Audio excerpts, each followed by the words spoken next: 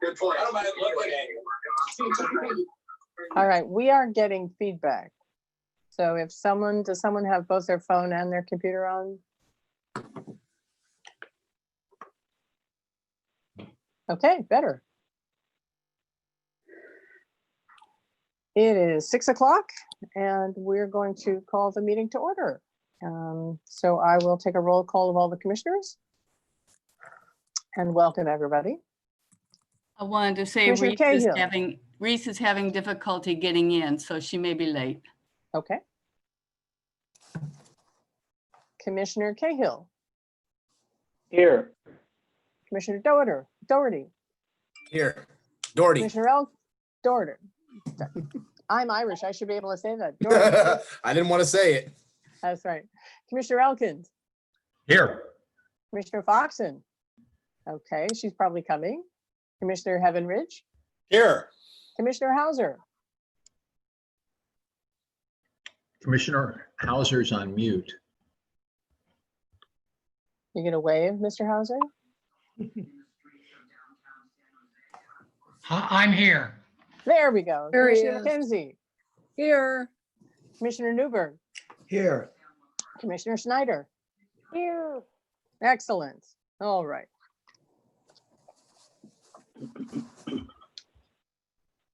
And we also are delighted to have among us, as you can see, Sarah Ortiz, who is the president of the foundation. Thank you so much for coming, Sarah. We understand you have a presentation for us. Yes, just a short one so that you guys can get back to your dinners.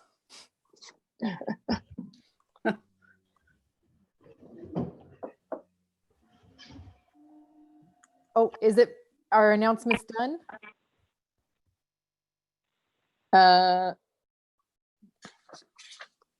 Good question. Are there any announcements?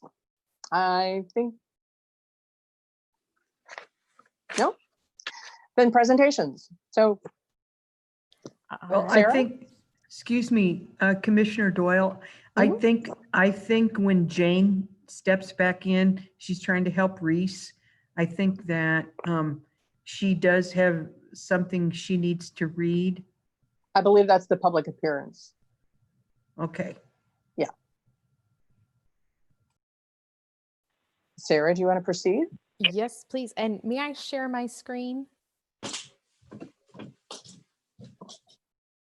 Thank you.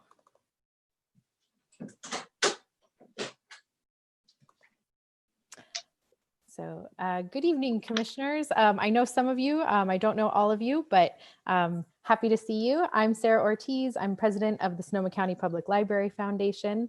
Some of you might know that over the last year, we've been really crystallizing our goals and who we are as a foundation. So we've kind of been making the move from smaller programmatic over the last donations to a larger looking towards capital funding. And so over the last year, we've been working on that, and we had a strategic retreat, obviously pre-COVID, and crystallized on this mission statement. The Sonoma County Public Library Foundation provides funding to ensure equitable access to Sonoma County Library services. So that is our mission statement that goes out with everything we have. And our long-term goals, which we're still working on, as you all know, in COVID times, it's a little strange to be thinking about long-term and what might change. But I think the foundation's long-term goals, the commission's long-term goals, and the Sonoma County Library's long-term goals really dovetail together. We want a reauthorization of Measure Y. We're very concerned about, we don't want to lose that funding that has been so important to bring so much to the library. We want to be a meaningful partner and provide funding for Sonoma County Library needs. And we want to move towards capital campaigns for necessary infrastructure improvements. Short-term goals. So like everybody else, we have been going virtual. So we have virtual monthly meetings now. And we've also been, we formed a fund development subcommittee, which has been meeting weekly with the fund development manager from the library, Siri, who has been fantastic in just providing ideas and enthusiasm and knowledge of fundraising, and we really, really appreciate it. And so over the next couple months during COVID, we hope to work on these goals, improve relationships and awareness with Sonoma County Library staff. I think there are so many wonderful groups that work with the library. There's the foundation, there's the commission, there's the labs, there's the friends, there's library staff. And so just crystallizing who we are and letting Sonoma County Library staff know that we're a nonprofit that supports the library, what we do, how we want to help. Often friends have a really great relationship with their personal library branch because they're in and out collecting donations and things like that. And the foundation wants to really reach out to Sonoma County Library staff so they know who we are because they're an important part of many of our initiatives. For example, we don't know when the branches will open, but we want to prepare for the branches to reopen with materials. We really want to improve our marketing collateral, and that means things like bookmarks or how to create a legacy with the foundation, a flyer on that. Or I know Anne has told us that at her previous library, there was an electronic dip jar where you could put in a predetermined amount, like say $10, and then dip your credit card into it and easily donate. And that it was very popular. But if we had that at the branches, that means that library staff need to operate it and need to know who it's going towards or what it is, or at least how to contact us if people have questions, things like that. And so it's really important for us to improve those relationships so that they know that we want to help and how we want to help. We already have 2 donation, non-electronic, just donation bins for coins and dollars in the Rohnert Park Kadati Library and in the Healdsburg Library, but we've been considering expanding that to other libraries as well. On that improving relationships, we would like to request the opportunity to present at the Sonoma County Library All Staff Day. The last I heard, it was tentatively scheduled for September 29th. The last few years we have donated to the speaker fee. So whoever the library staff get to speak at the all staff event, but I think a short presentation just to, again, let staff know who we are, what we do, how we want to help would be good, because we talked to manager staff like Siri or Anne or Ray Hawley, but not necessarily frontline staff. I see the staff at the central branch when I go in pre-COVID to get materials, but not necessarily at all the other branches. Also during COVID, we want to increase our online presence. So we already have a Facebook and we have a pretty good social media following through paid advertising and organic reach, but just improving our communication, just upping that, increasing how many posts go out, getting a LinkedIn account to connect with potential donors and potential board members on Siri's suggestion. We would like to redo our website, having an email newsletter that goes out monthly. All of you should have received an email newsletter from the foundation this morning. If you didn't, or you would like it to go to a personal email, please let me know. I'd be happy to add your personal email to the list. And we are planning a Zoom event for fall 2020. Many of you have gone to our Chocolate and Cinema, which is usually held every August. That won't be happening because of COVID, but we would still like to hold some kind of fundraiser in fall 2020. So that's our plan.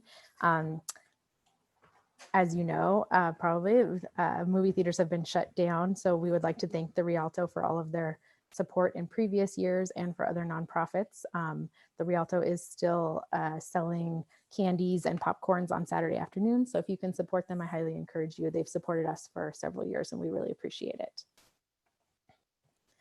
So how you guys can help. I know several of you have been asking, how can you help the Library Foundation? And here's how. A letter went out to the commissioners asking you for board member suggestions. We currently have 6 board members and our bylaws allow for 15. So we would really like to take this time as we're preparing to ramp up for capital campaigns in the future to increase our capacity and to add board members. And so we've asked you all to think about who might be a good board member or other volunteer recommendations. And please feel free to reach out to Helena Whistler, who used to be on the commission, or to me. We'd be happy to talk to people or meet virtually with you. And that would be really helpful to us as we look to expand the board. We are looking for board members, but also if somebody would like to help for a one-time event, like a Zoom event virtually, or on a specific subcommittee, or for example, we're trying to redo our website. So if you know somebody who would be willing to donate at least in partially in kind some web design skills, that would be really awesome. So all of those things. You can also follow us on Facebook, which is a really easy thing to do. If you're on Facebook, please follow us. We're trying to increase our presence in the community. It's really important. I'm sure all of you talk about library services to people and people are like, oh, I had no idea the library did that. I'm constantly having those conversations. And so as we try to increase the awareness of what the library offers and how great all of the library services are, we also want to increase the presence of the fact, or the knowledge of the fact, that not all of the library's monetary needs are met and that the foundation wants to be a partner in that. And so just helping increase awareness. So help promote us via social media, forward our emails, talk about it with your friends, anything like that to increase knowledge of the foundation and our work as a nonprofit would be really helpful. And that's it for me. Thank you for having me. I really appreciate seeing all of you. Well, seeing you. Thank you so much, President Ortiz. That was a wonderful report. We're delighted to get it and delighted to hear about the progress that you're making. That's wonderful. Many friends and foundations are not making as much progress during this COVID time. So you're really doing a wonderful thing. I'm going to do something that try to remember throughout the meeting, something that that we occasionally don't do, and that is ask for public comment after every item. So is there any public comment?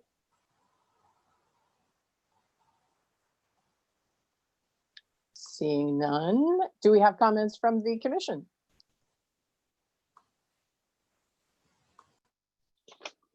Seeing none, then we thank you so much. And you're, of course, delighted. Oh, you're very welcome to stay for the rest of the commission meeting, but if you have other things, we understand that.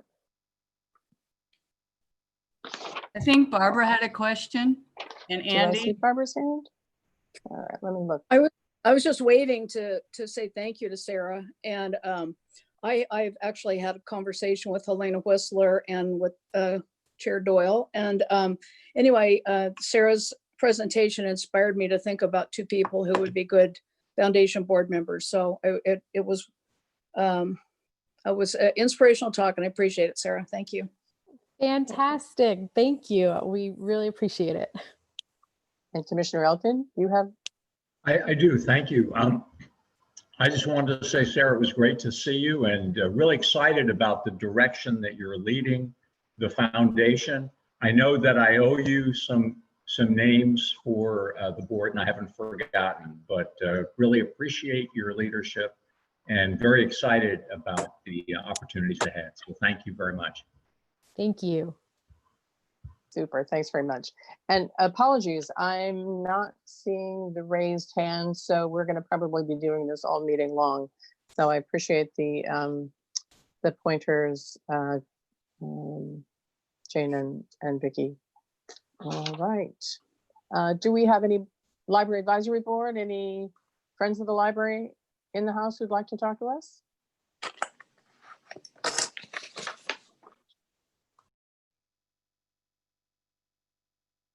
Hearing none, we will then move on to library reports. This is Tom Hauser, should we have public appearances? Don't we have somebody who's got some kind of comment? Oh, did I miss the public appearance? I'm sorry, my apologies. That is, yes, public appearances. Thank you, Tom. I do have one letter from a staff member, and I will read it to you now.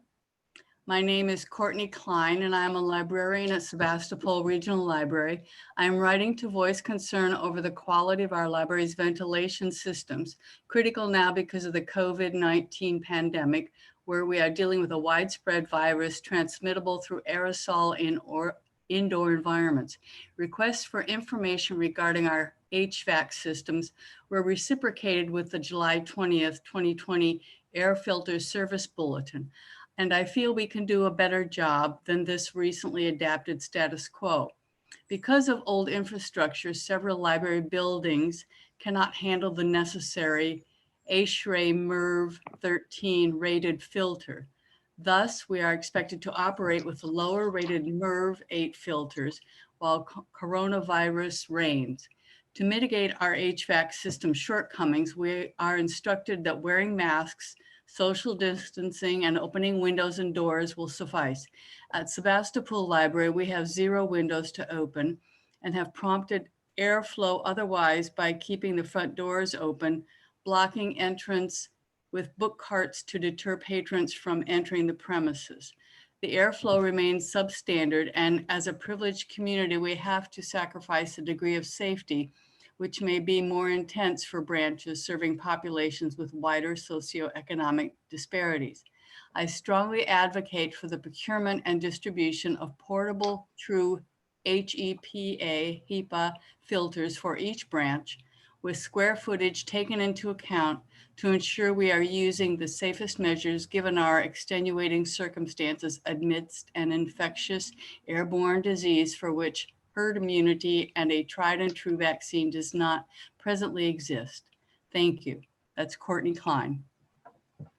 Thanks, And Jane. that's all. No other public comments? Okay. And I did not hear any other library advisory boards or Friends of the Library speak up. So, and we can move on to your director's report. Thank you. Good evening, everyone. So my director's report is in the packet, but there are a couple of additional items I'd like to address with you tonight. The first one being that the Santa Rosa City Council is meeting even as we speak. They started at 4 p.m. today, gathering public comment for their goal setting sessions. And we had a number of people lined up to make comment in favor of the Roseland project. And we also submitted written comments to the City Council. So we're very hopeful on that regard. Then in terms of library operations, you will have seen from the really wonderful management reports that things are going well with curbside delivery and accepting returns. We are doing very well managing this process and kind of learning as we go along. There was a question last time about circulation statistics this year versus last year. So I will share that with you, and then I have a caveat regarding that. So in the month of July of this year, we circulated 73,698 physical items through our curbside delivery. In July of last year, we circulated 354,101 physical items. Now, the caveat is, as I stressed before, this is not apples to apples. It's not even apples to oranges. This is apples to meatloaf. Completely different situation at this point. And it's not just Sonoma County Library, it's every library in the country, every library in the world. We're doing the most that we can under very trying circumstances. And I think our staff is doing a fabulous job. They're really trying to deliver as many materials, as many services as possible. And the public has responded very positively. We've heard a lot of wonderful stories from the public and thanks expressed to our staff. So that's my caveat there. We're going to continue building our services. The physical items, I mean, that's one part of it. The electronic items, as you'll see from the reports, are trending much, much higher than they were last year. And that's because for a while that was all people could access. And so they learned to embrace even if they hadn't used them previously. And I think that trend will continue. So as we go along, we'll add more capacity in terms of physical items, but we will still continue to deliver a high level of service regarding the electronic materials as well. Now, in terms of reopening, we're still working on a phased reopening plan, but we have really no idea when that will happen. I would say it would be unrealistic to expect our libraries to reopen before 2021. So January at the earliest, next spring possibly. And that is not something that's unique to Sonoma County Library. I've been surveying libraries throughout the state. There are a handful of libraries that are currently open to a limited extent. They are almost all very, very small, rural, isolated libraries in places with a lower population and lower incidence of the virus than we're experiencing here. A number of libraries had tried to reopen and then had to close again because of county health officer or city health officer directives. So we want to avoid that. We don't want to cause confusion among our library patrons or staff by trying something and then having to walk it back. So we want to be very safe and very cautious, but keep that forward momentum. So that's where we are with that. A little bit later this evening, we'll talk about the strategic plan and how we're progressing with that, which I think is very exciting. And then lastly, I would like to thank Courtney for her comment about the HVAC concerns. We're all nervous about the situation in the world, and we all want to be very careful about our health and safety. I would like to ask Dave Tacheva, our facilities manager, to address that because he has some information to share with all of you. And I think it would be comforting to everyone concerned. So Dave, are you on the call? I sure am. Can everybody hear me? You can. All right. I really appreciate Courtney's public comment as well. And I want to assure the commission that our facilities team has done their due diligence in this matter. It's not simply using one type of filter instead of another. In order for any of our libraries to increase air filtering capabilities to the one suggested, it would require a complete redesign of the air handling system. Our systems are standard for the building types we use and are safe. Air quality and control is measured in cubic feet and uses space. The Sebastopol Library roughly has 130,000 cubic feet of airspace.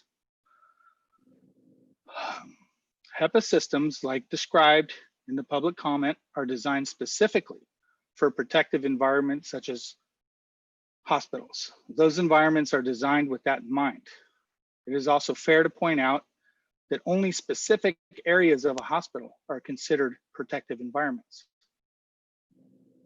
Large meeting areas, waiting rooms, cafeterias, and other spaces within a hospital are not using systems that require HEPA filtration.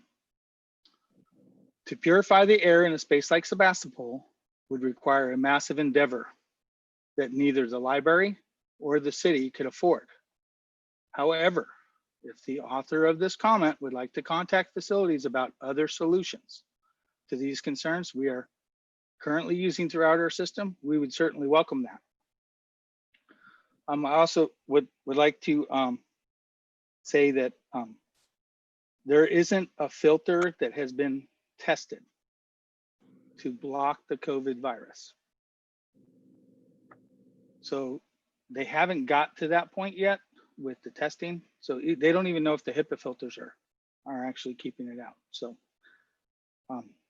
just want to reassure everybody that we are doing everything we can to keep everybody as safe as possible. Thank you. Thanks very much. And I know you're responding to that off the cuff. So we assume that you will continue to follow this, and when you have additional information or when the library community has additional information, you'll let us know. You'll make sure that we're informed. Absolutely. Thanks. More of your report in? No, it's all done for now. Excuse me, I believe David has his hand raised. And so does Barbara. David.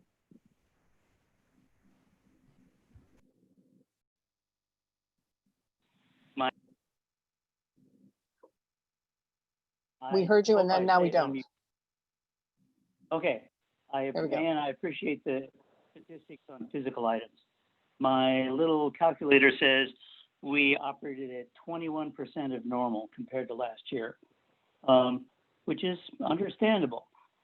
Let me just tell you a brief story about Northwest branch, which is the branch that I use. The curbside system Pickups have worked smoothly, no problem. Last Friday, I drove in to the branch shortly after 11 and found that the book return bin was closed. That's 1 hour, and it's supposed to be closed until this coming Friday at 10 o'clock, giving those patrons 1 hour per week to return items. I think the situation is similar at Rincon Valley. The commission got some correspondence a couple of weeks ago about lines being formed at early Saturday morning, and the return was already closed. So what we've got here is a choke point in our circulation system. And if it's not easy for our patrons to return books, they're not going to take them out. So what I hope is that we can dramatically expand our return capacity. So I call this thinking outside the bin. I'm not technically, qualified to talk about details of what might be done, but I have one suggestion that may sound really dumb, but it might work. Put a very large wheeled cart, very large cart, outside each branch with the cover on it, with a slot in the cover, and leave it there for the time when people can come and pick up items, 10 to 3. Every day, the staff would trundle that large cart behind the building and put a danger sign on it, trundle an empty cart out the next day, and so on and so forth. Because right now, we're essentially choking on our own recycling materials. That's my concept. Thanks.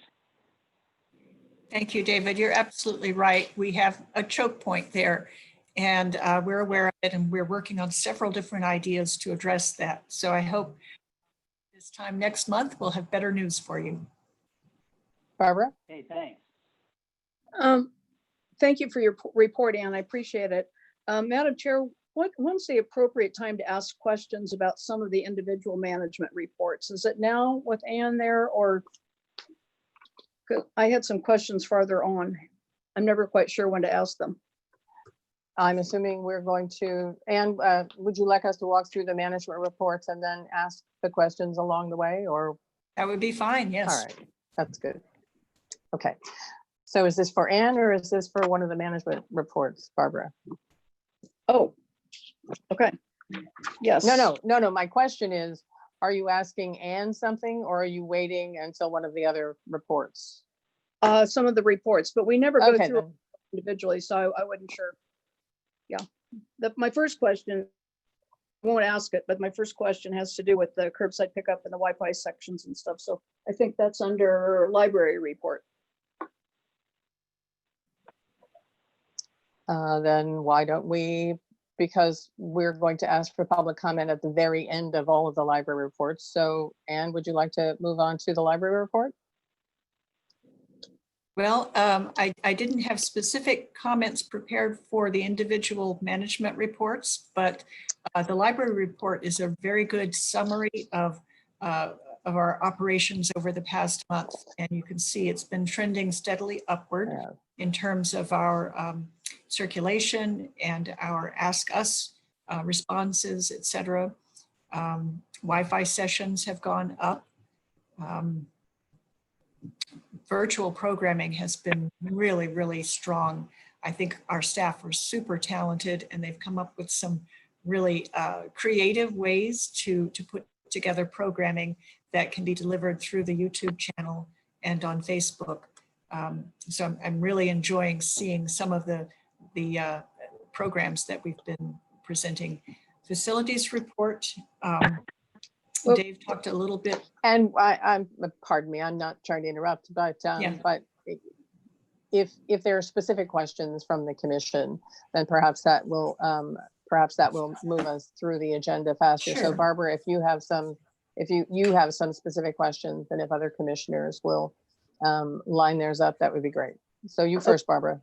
Okay, just under the library report section, I noticed that the website page views were actually down significantly. I was curious if that had something to do with the curbside pickup procedures. I'll just ask these three quickly. The Wi-Fi sessions, I was astonished that there were 16,000 Wi-Fi sessions. Was that having to do with any of our staff working at home? And And where are these, this huge number of thousands of sessions taking place, and if it's scattered around the county?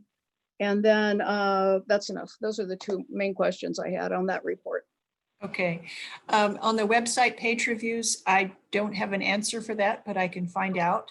In terms of Wi-Fi, it is throughout the county, so at every location, but it also would include the staff who are working from home with a Wi-Fi hotspot. So that is part of the equation there.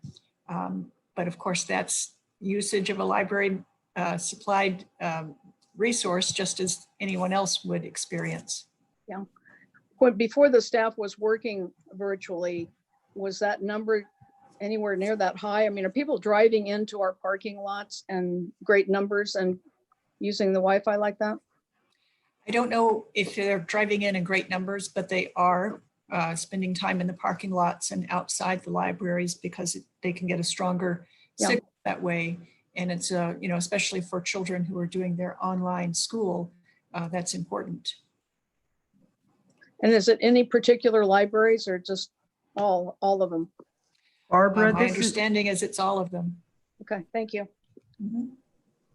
Barbara, this is Vicky, and it is true that all of our libraries keep our Wi-Fi connected all the time. Yeah, I know.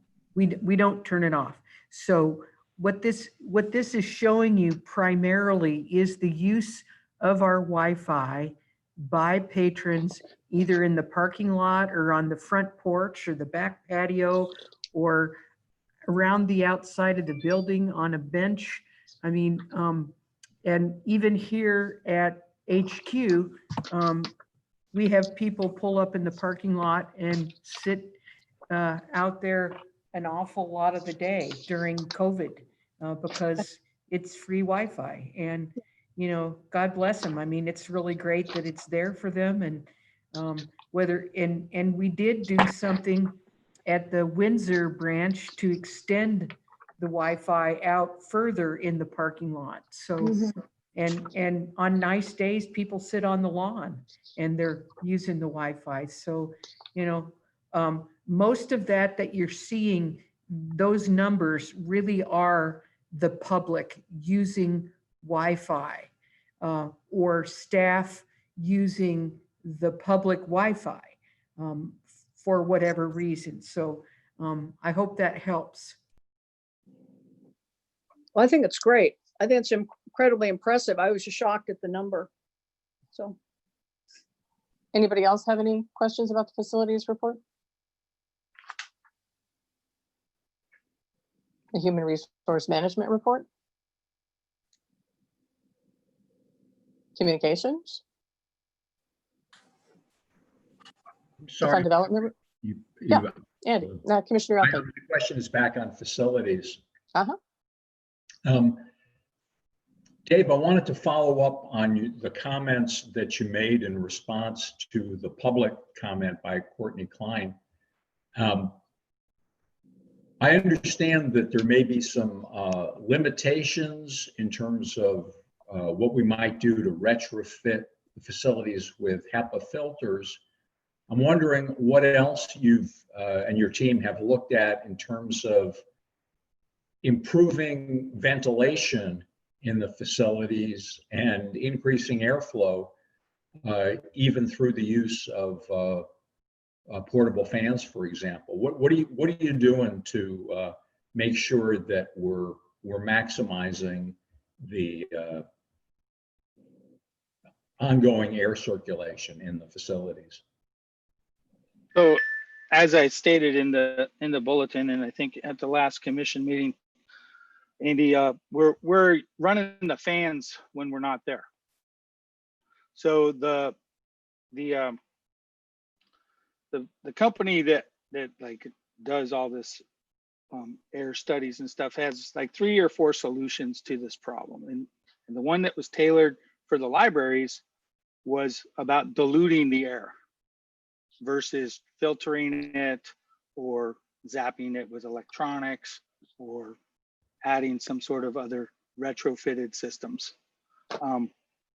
So dilution of the air, and since we have such big, huge cubic feet, that's what really comes into play here. Every library has a ceiling that's over 15 feet high at certain points. So we have a tremendous amount of air that if we keep the fans going, we can really dilute the air on an ongoing basis. So that's how we're doing that. And then in other areas where it's been evaluated that more was needed, we use our air scrubbers that we use in fire season, which is a air purification system. So that's like being done at Roseland because they have a low ceiling there. So in areas where they don't have that vaulted ceiling, yeah, we're taking, and at HQ, we have 2 of those systems built in the ceiling. So there's air filtration happening, air purification happening right above, right outside the big meeting room. There's one of those units, and then there's one in the print shop.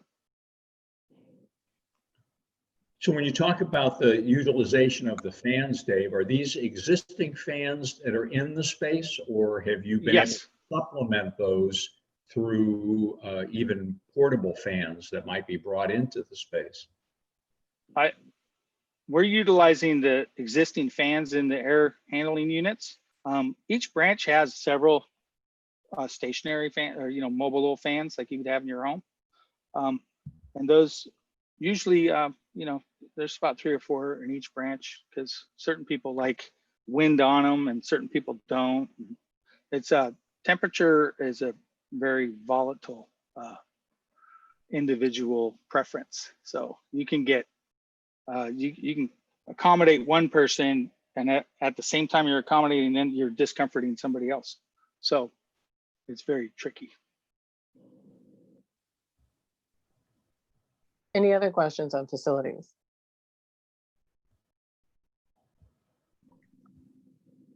Okay, then we're going to move on to human resources.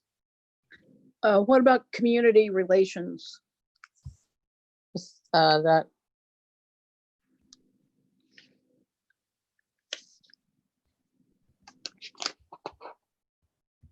I'm not sure I'm seeing community relations, Barbara.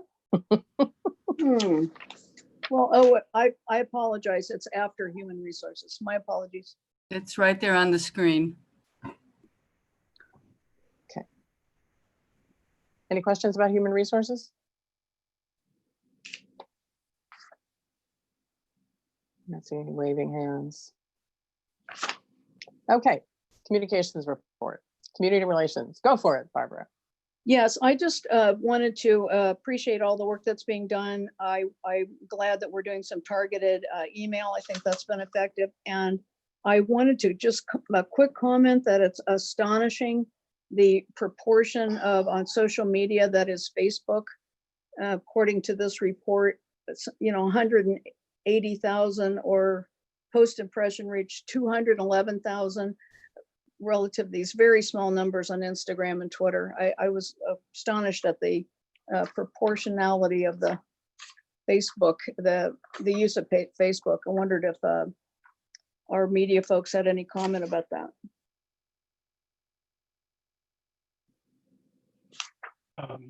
Chair Doyle and Commissioners Ray Hawley. The preponderance of Facebook is because it's the most common and most widely used social media, especially across age groups. Folks of a certain age are using Facebook when they're not using Twitter and Instagram and TikTok and all the other various new things. And it's often your sort of gateway to social media is your use of Facebook. So when people are new to a library and their staff members, they may want to use Facebook first. When we think about communication, we may want to do that first. Now that we have a dedicated marketing specialist who's skilled in social media, we're gradually building up our following in Twitter, Instagram, and YouTube. But because we started with such a large Facebook following, any move we make there creates a sort of an exponential growth. that the others so far have not kept pace with. Thank you.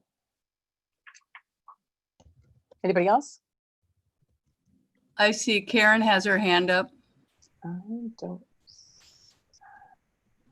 Karen. I just want to say thanks to the communication team and thanks for the library staff for those wonderful midweek messages. I've really been enjoying them. They're nicely done and very uplifting. Well done.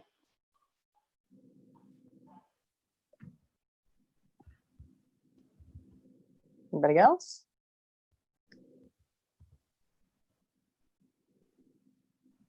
Terrific. We'll move forward. Any comments about fund development? Yes. Questions? Barbara.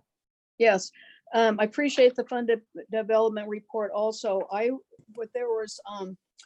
were quite a few of them that are pretty specific along at the top group, and then toward the bottom, there's no detail. They're just in a big kind of lump sum called donations, contributions, and there were some significant amounts in there, especially this one gigantic $446,000 one that so anyway, I'm wondering if the next time we can have a report that actually spells out, especially these larger donations and where they come from. Hello, Or- can you hear me? Yes, Siri. Hi, commissioners. Yes, we will do that in the future. CFO Frost and I are revamping reporting structure for fund development, and we should have better records for this coming new year. Do you happen to know what the $446,210 one was? Yes, it was an estate bequest that from a trust that came in, and actually that was reported in a prior Yes. report back in, I believe, February. So it was, I reported for the quarter, so it's included in that report, but I can get you the exact details. Great. Yeah, there's several other really large ones too. So Yeah. anyway, thank you, Siri. You're welcome. Any other And- questions on that?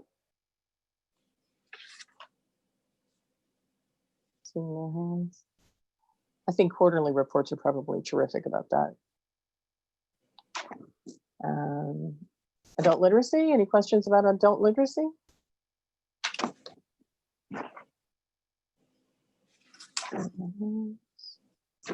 I have a Public quick services? question. I just want to, Sure. and this might have been another report, but I just, it's interesting talking with other libraries about their library literacy program, how they're doing it, and most are doing Zoom with their, with their adult literacy student, and I'd like to delve down into that, something about how, we're successfully doing it or not successfully doing. What are some of the issues about it? Because I'm getting requests from other libraries in other states about how the library literacy program, like how we're doing it and how San Francisco's doing it. Mhm. And I like that might be a good report maybe at the beginning of a meeting. So that's all I had to say on that. Thanks, Commissioner Heavenridge. We will ask for such a report down the road this year. Excuse me, Chair Doyle, did you realize that we cannot see you anymore? No. We only see your chair. There we go. Thank you. There we are. Nice chair. But she is the chair. There we Very go. So that was a metaphor. Oh, very That was a good. metaphor Thank that you, Commissioner Doyle was. That's right. Thank you, Commissioner Heavenridge. Public services report. Any questions about the public services report? And do I see hands? No, I don't. Collection services?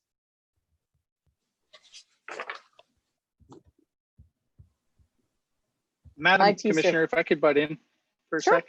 Sure. So I just wanted to let Andy know one more thing about the air. So all the time outside air is coming in. All the time we're bringing fresh air in. To what degree depends on what it needs to be conditioned to. So if we're trying to heat the building and the outside air is cooler, a less amount of that's being drawn in.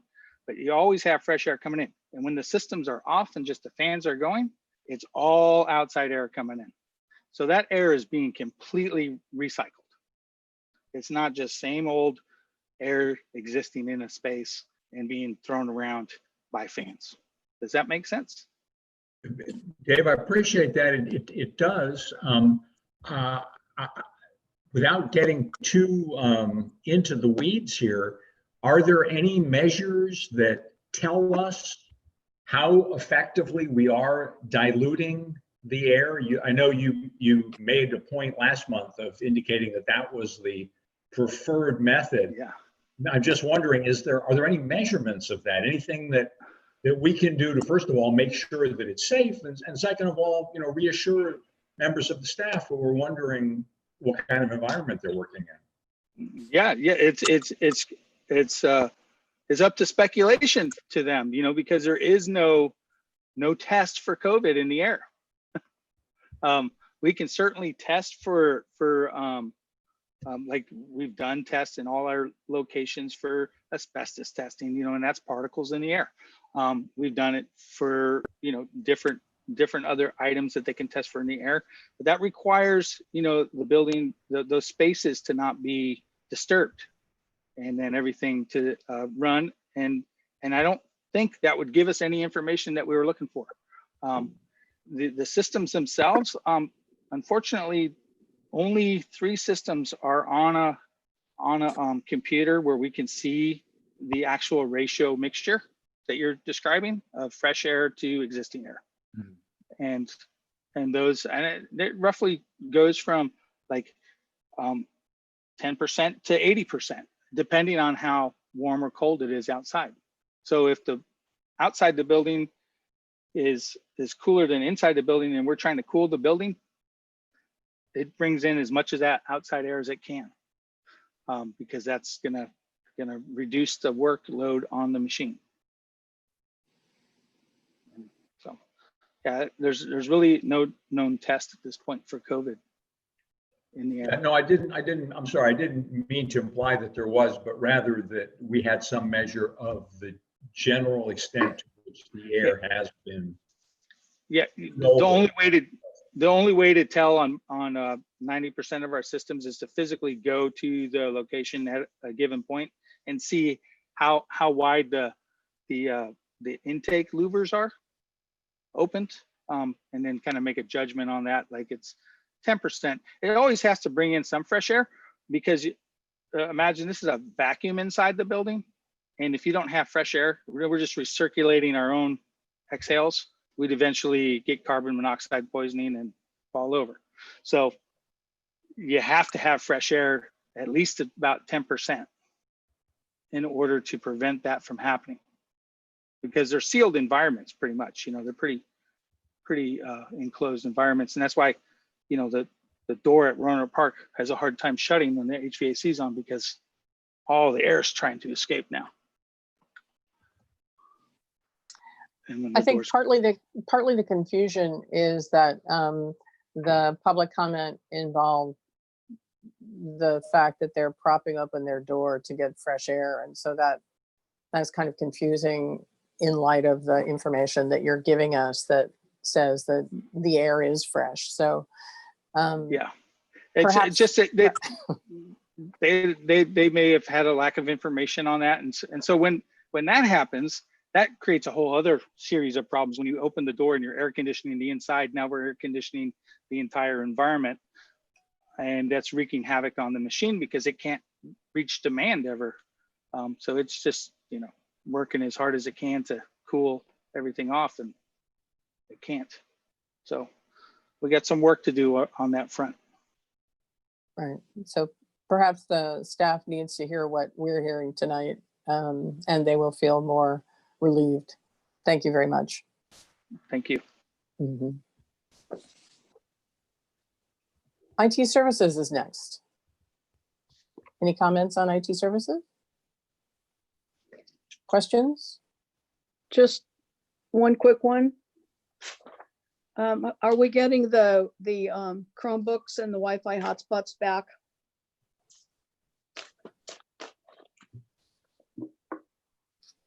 We are getting some of them back. We expect a large number of them to come in between the 14th and the 21st of August. So we have put out a courtesy reminder to people, letting them know that we're going to we're asking for them to come back. We're giving them the dates of the week of the 14th and the 21st. And we also, on Wednesday of this week, are sending out a notice. We've already sent out a notice, last Monday. And then on this Wednesday coming up, those units that are in the long overdue status, those which were checked out much prior to COVID, so early February, we're going to be shutting those down. And I expect that those will come back in the book drops when they can. Or I guess they're using a particular process for the return of those, the oversized project.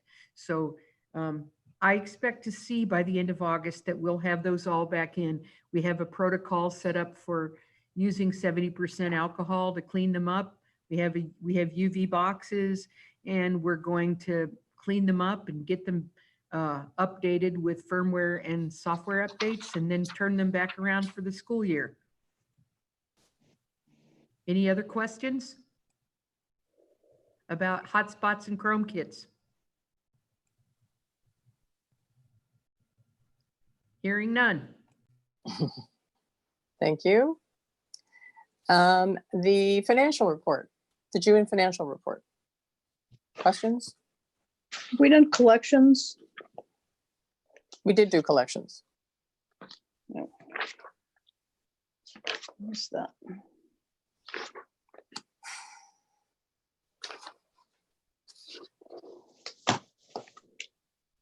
Hearing none on finance. I'm surprised. Well, are we getting a report, a staff report? Yes, we'll do a monthly report. We're just scrolling down there. Thank Yeah. you.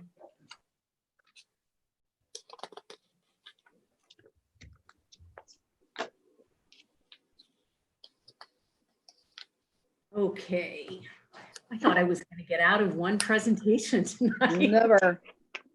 Okay.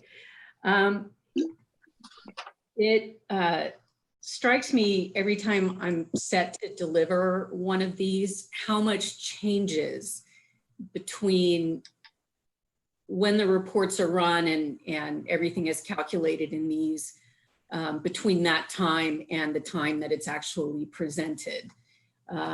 So through the end of June, we did receive one more payment in sales Excuse me, tax. Jody. Yes. Jody, we can't see your screen. Oh, let me share.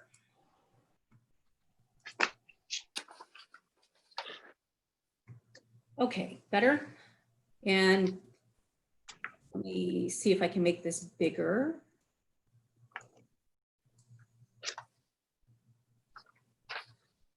Okay.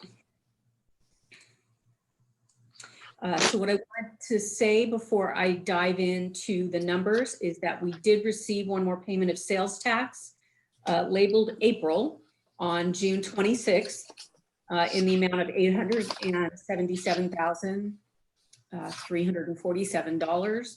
This does bring the total amount of sales tax received in fiscal year 1920 to $10,228,899.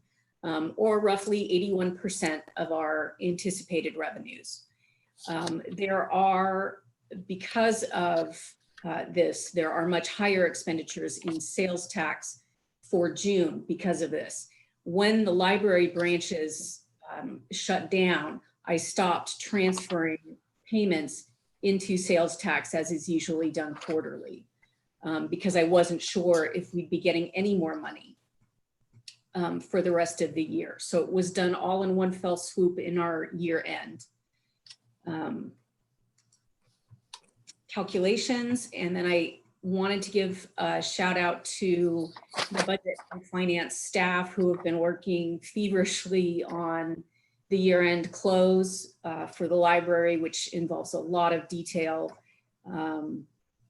They've just been fantastic and have worked nonstop since the library branch is closed. Okay, so our property tax revenues stand at 22 million. Our expenditures are 19 million, 19.6 for property. In sales tax, here you see that 10.2 million. Our expenditures there were 9.6 million. So both funds finished in the black. Here is looking at it another way.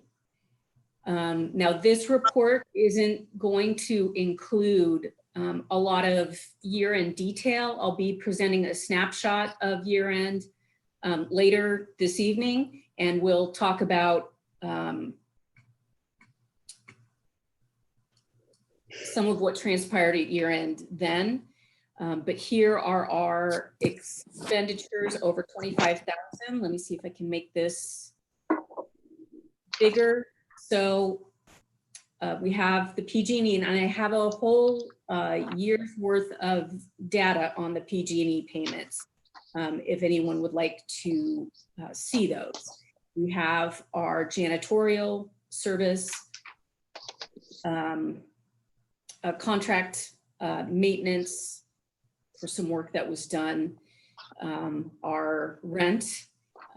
Barbara, I know you've had a running question about when it's going to next change, and that is in October.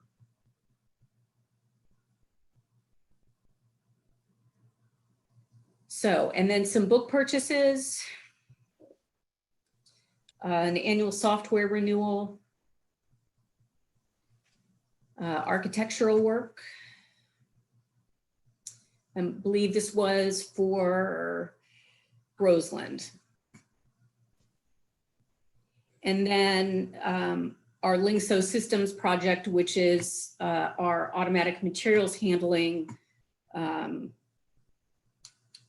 project that's being paid for out of the capital projects set aside in our fund balance. So in your packet, you will have these purchases for COVID safety. But I have more updated numbers if you would like to see them. And I think it's going to be important in light of the year-end discussion that's coming up later. Would it be all right if I pop that on? Yes. Okay. All right. So when I ran the reports originally, July totaled, you can see in your packet, it totaled 21,000. I'm going to recommend that we allocate more funds to our COVID supplies. And the amount I recommended would allow for 25,000 a month. And then we get to the end of July and see that we've spent 30. And none of these are big purchases. They're just all the little things that are needed to make curbside pickup safe for both our patrons and our employees. So to date, since March, we've spent $85,000 on expenditures similar to that.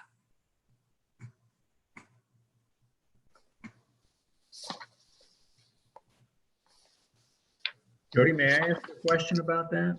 Sure.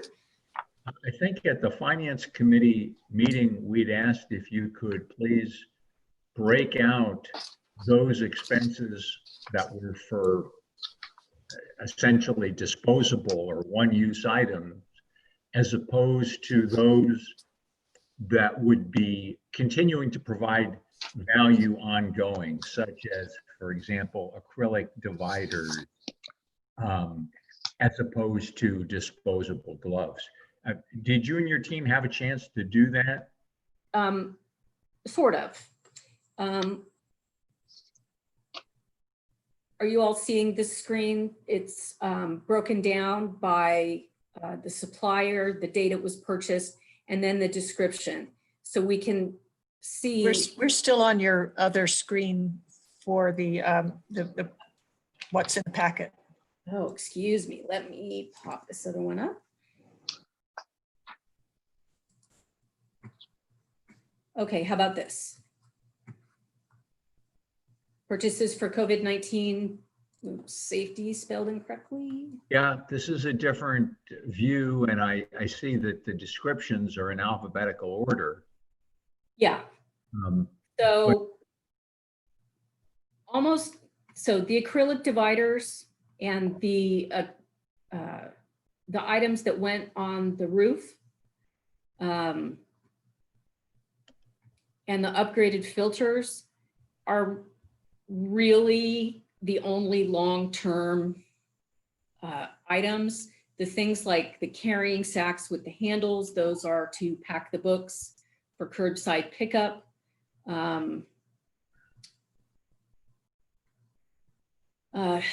Wipes specific to technology, those are a single use.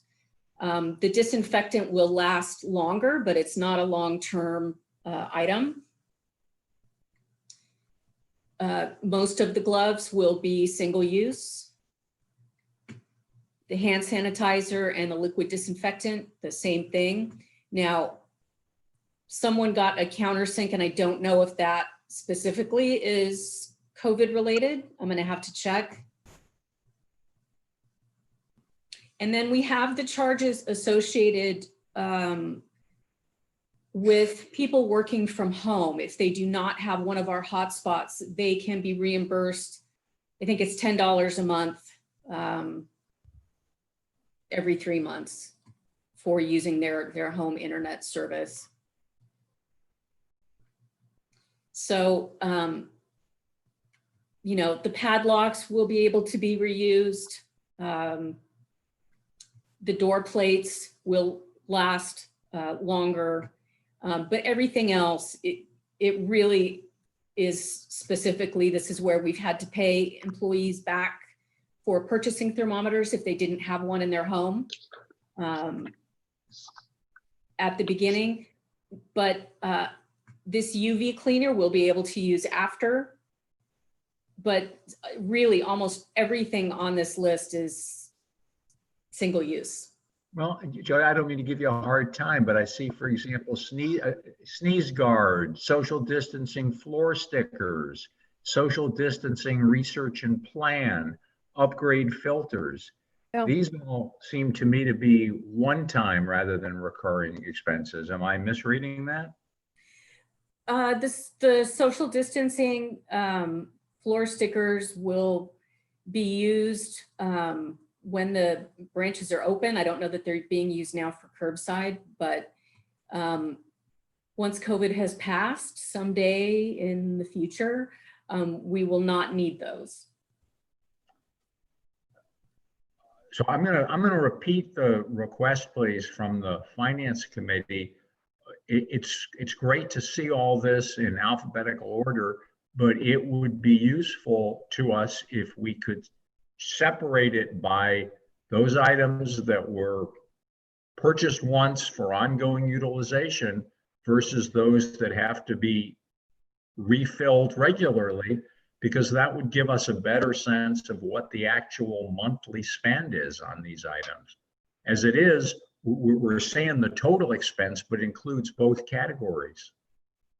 Okay, I think I see what you're saying, Andy. So, okay, so you want these items separated out between single use and continued use. Correct.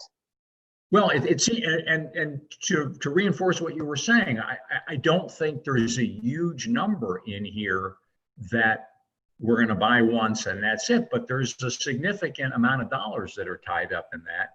Yes.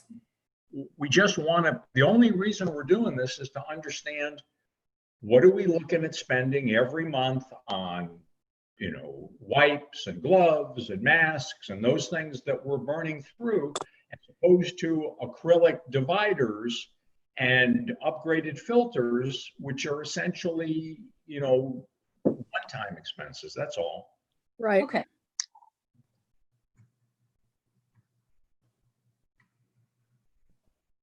Commissioner Doyle, did you have something? No, I was just going to ask the rest of the committee if there, and particularly if there's someone who did not sit on the finance committee, if anybody has specific questions about the financial report.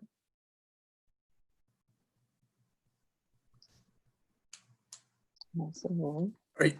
I have a question. Okay. Is this list looking to kind of replenish every month as it's used, or is this trying to build kind of like a stock of items as well? We go through the items like the paper bags, the gloves, the masks. We go through those fairly quickly. So as you can see from the beginning here, where in March there were very few purchases because the branches were closed.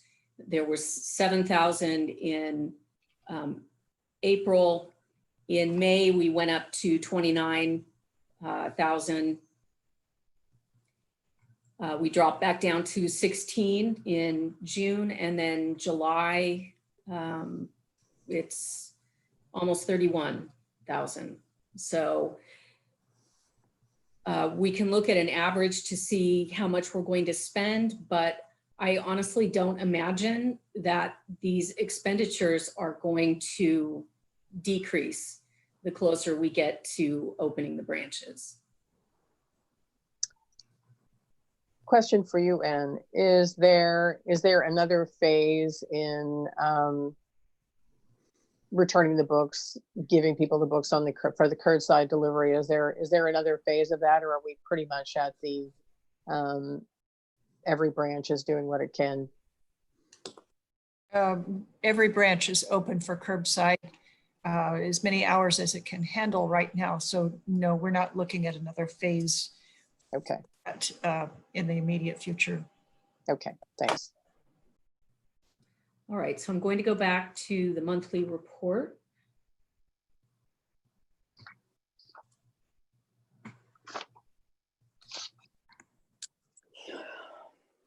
And that was it. Would you guys like to see the breakdown of all of our utilities costs?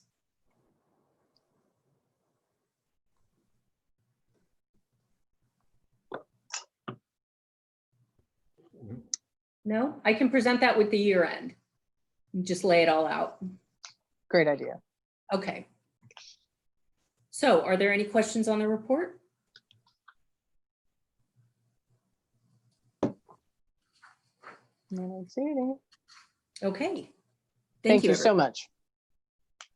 Thank you so much. And now we will have any public comment on the library reports. I don't see any. Any commissioner comments on the library reports that we haven't heard so far? Great. Okay, then we will move into commission and liaison reports. Since I've only been the chair for about 2 days, Commissioner Foxen, would you like to give your final commission chair report? Yes, and thank you. The elections were held, and as you all know, hopefully by now, Deborah Doyle is now the chair and Tom Hauser is the vice chair, and I am very happy that they were elected. I think it's going to be a good year ahead. I think it will go smoothly. I think the two of them can work together. I wasn't able to attend the virtual session on identifying racial and social determinants. I have since watched the you know, when they record it and put it up, whatever it is. Anyway, interesting, really interesting, and it's worth watching. And I put the links to it up. And for those of you who don't know much about Los Cien, it is a Hispanic group that started out about 10 years ago, very small. I think Herman said there were 9 people at the table or something like that. And now they have 200 to 250 to 300 people show up at each session each month. And it's well worth being involved in. Number one, they always have good topics. And secondly, when they have their luncheons, those are great to go to because you can do a lot of networking and meet a lot of people from all over the county and all levels in the county. It's just really great. So it's worth doing, but their topics are always worth being involved in and listening about. Went to the Friends of the Foundation President's Council meeting with Deborah. Bruce wasn't there, but Sarah Swearingen has been doing a good job as a chair, and I think that they're going to move forward in a very positive way. Had a meeting with Ann, Deborah, and Tom and myself to review the packet. And I just want to thank you for allowing me to be the chair for the last 2 years. I think it's been one of the most positive experiences in my life, and the whole commission has been. And I probably will say this again. But anyway, thank you. Thank you, Commissioner Foxen. Commissioner Cahill.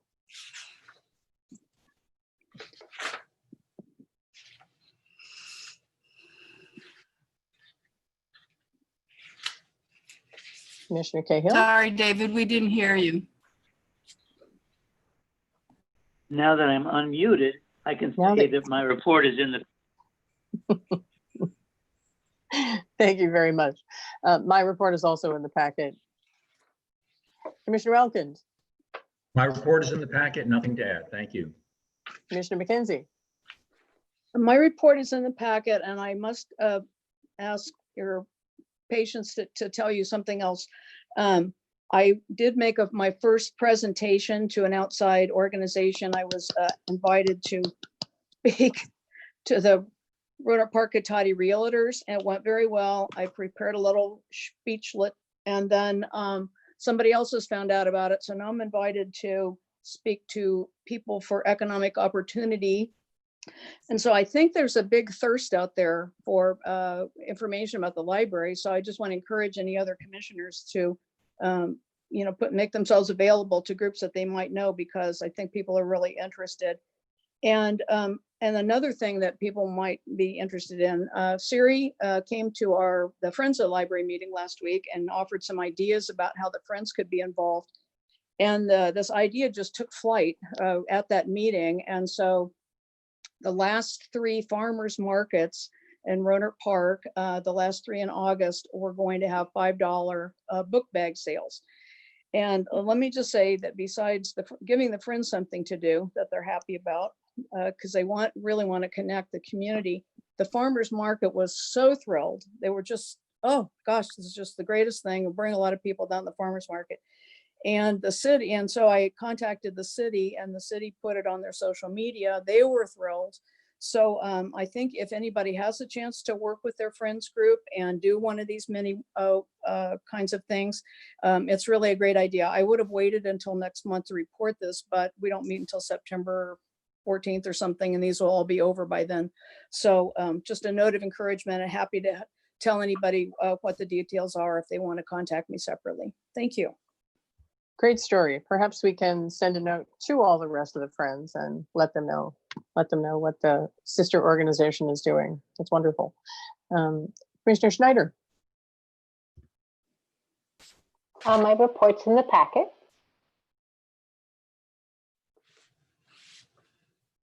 Commissioner Fox, and we have you twice. Who am I missing? I wanted to talk about mine a little bit. I did a presentation to the Cloverdale City Council. And one of the things I heard repeatedly during the Measure Y campaign, and then I've heard it again recently, is that, you know, libraries are really obsolete and, you know, why support them? So I decided to do a little short history of libraries over 7,000 years. So it was kind of fun, and people walked away amazed at how libraries have altered, you know, with each major change in the way we give out information. And it was fun, and it was well received. I also included how we're doing the change today with all the digital stuff coming in, and the fact that we are deeply involved in it and committed to building it, and that this COVID has actually pushed it much faster than we had initially anticipated. So it was a good, I think, a good overall report, and I'm hoping some good things come out of it. Anyway, at the same time, I was also asked, and I agreed to continue as Cloverdale's commissioner until a replacement can be found. So I guess you're stuck with me for a few more times. So anyway, We're delighted. Great. take care. Yeah. Thank you. We're delighted. Any other commissioners, even though Yeah. you're not on the? Go, May I make a comment really quick? I'm please. Travis. Please. Yeah, thank you. I do not have a report in the packet, but I Mhm. was able to appoint Mr. Travis Beal to the Measure Y Oversight Committee this past month. So he's looking forward to taking on the job. And he's a colleague of mine at Rosen University Prep High School. He was actually runner-up for Sonoma County Teacher of the Year last year. He is a pure intellectual, and he will be a great member of that committee. Right. Wonderful. Wonderful. Thanks very much. Yes. Anybody else? Okay, Wait a minute. moving on. Paul, you said?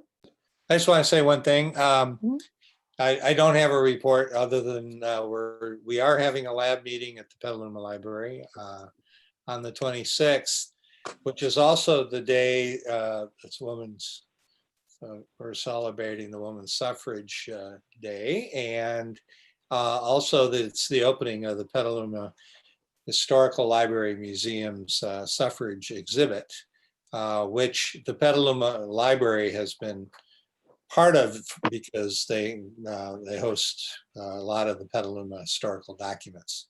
So that's going to be pretty exciting. It's we're on Zoom for the opening, but Congressman Huffman and actually it's in honor of Congresswoman Lynn Woolsey, and we'll have some special guests on there. It's worth tuning into. So if you go to the Petaluma Historical Library and Museum website, we'll have all the details there. So a little plug for women in general. We like that. Thank you, Commissioner Heavenbridge. Moving on to committee and liaison reports. Reese, would you like to give the director's evaluation report? Brief though it is.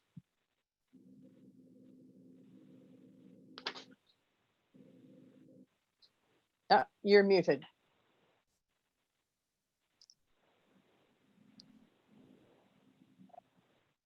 For a purpose. Start over. Okay. We met again in July, and actually it was Barbara and Deborah and Ann to discuss it. And Karen wasn't able to attend, and neither was I, unexpectedly. So we added our comments to it, and we made some limited changes to the director's evaluation that we did in March and April. And they're both of them now on file at Human Services, and you can contact them if you want to read the exact wording of what we did. So that's my report. And since it's personnel issue, it's not something that can be talked about or discussed in open session. Thank you. The Finance Committee report.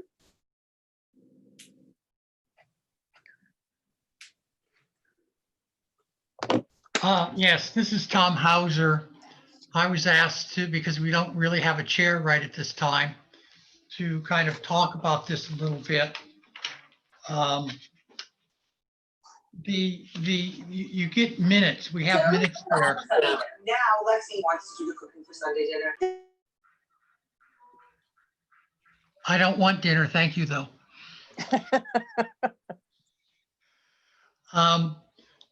We reviewed things that was going on, and basically the problem we have is we've got more money than we thought we were going to have. And so the question is, what do we do with this $870,000? And the minutes talk about that a little bit. And later on, we have a presentation about using it that the staff is recommending. We kind of talked about it, and one of the things that's happened since that meeting is apparently, according to our CFO, the county of Sonoma decided that they had to provide in their budget for a 20% reduction, no, a 10% reduction in sales tax, where we had been planning on a 5% reduction in sales tax. So we still have this uncertainty about what's going on out there and what's going to happen, how much income we're going to have, and as we discussed, how much we're going to have to spend for cleaning things up and so forth, that probably only history is going to tell us into the coming months. So we had that discussion. We did not come to a resolution that we wanted to spend the extra money for anything in particular.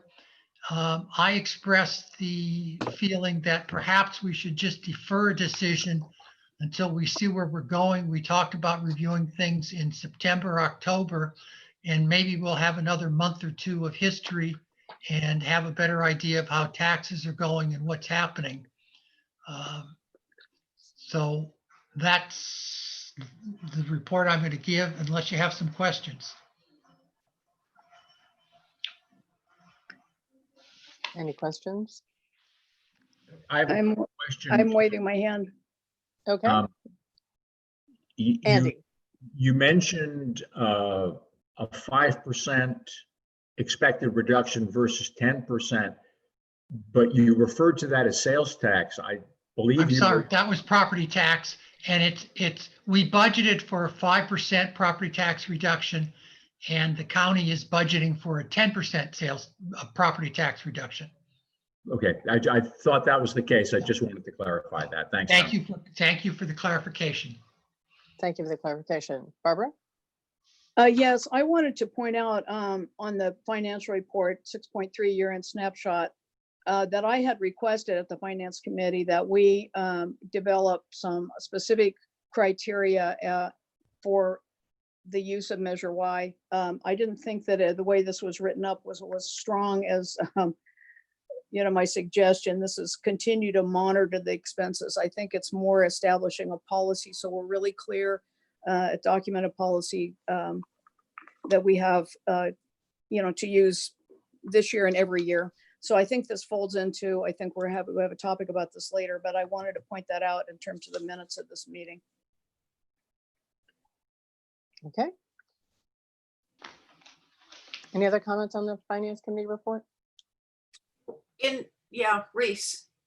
Yeah. In relation to what Barbara just said, I believe it is written in the ordinance itself how that money is supposed to be spent, and gives us an outline as to what we can do with it and can't do with it. It does. There is an expenditure plan also, which is even more specific, and rather than the kind of generalities, more specifics I think are needed. I'll bring this up another time when I have the documentation to show everybody. I'm just not sure we can override it. That's my thing. Okay. Well, I'm not talking about overriding. I'm talking about doing it right, being very clear about it. I want to support Barbara. I don't think there's any question of changing it. It's a question of making a document that's a very clear policy statement. This is what we're supposed to be doing based upon these things. So there's one place to look, and we have it a clear thing on our website. Thank you. Great, thanks. Anybody else? Okay. Any public comment on committee and liaison reports? Oh, no, I'm sorry. Measure Y, the Measure Y liaison report is in the packet. And in terms of advocacy, you have that in front of you as well. I will tell you that that this would be a good time to call Mrs. Pelosi if you know her, to call Schumer if you know him, to call the Minority Leader McCarthy if you know him, a number of people, because right now there is no additional library dollars in the congressional budget in the last bill that they're considering. So things are going to be grim in libraries if there's not some additional funding, I think. So they're really trying to recommend that all hands in the next few days before Congress goes home make the call. Any public comment on committee and liaison reports? All right, thank you. Have we gone to Measure Y liaison? We did, and it's in the packet. I just want to have a comment about that. I sat in on it like you did, Chair. And I wanted to thank Mike Neely for being the chair of the Measure Y committee for the last 2 years, working very hard on preparing the reports, which is the major responsibility that committee has. And also Janice Brokaw, who's been the vice chair, and the two of them has done the lion's share of the work on those reports. As of this last meeting, Janice Brokaw will be going forward as the new chair. I wanted to thank her for stepping up. And also I read in the notes here that Scott Alonso is the vice chair. I don't think that's correct. I think that Mike Neely is continuing as the vice chair and Scott's going to work on the report, but I don't think he's the vice chair. I wanted to point that out and again, and thank Mike and Janice for all of their work on Measure Y committee. I think Mr. Alonso is the vice chair, but we'll have to clarify that. Okay. All right. Do we have any lab appointments? Any public comment about lab appointments? Okay. We only have one item on our consent calendar. Is that acceptable to everyone?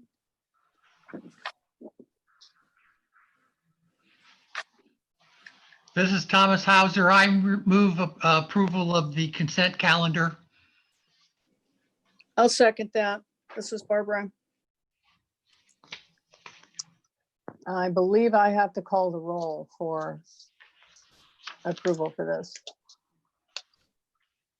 All right, Commissioner Cahill.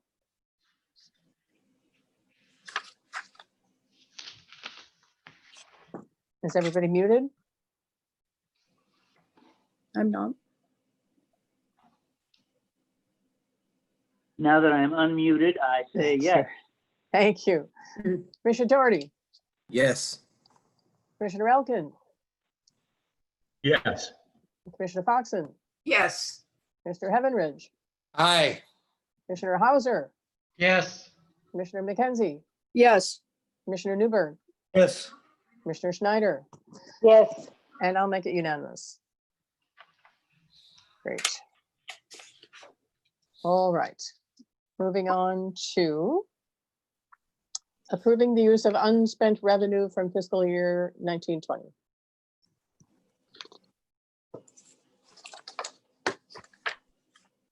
Good evening. So what I'm going to show you is a snapshot of what the revenues and expenditures looked like for fiscal year 1920. And then I'm going to ask you for a decision regarding unspent revenues. The library did have, per my estimate, 1.7 to roll over into the budget. That was already approved by the commission. Could someone put that report back up?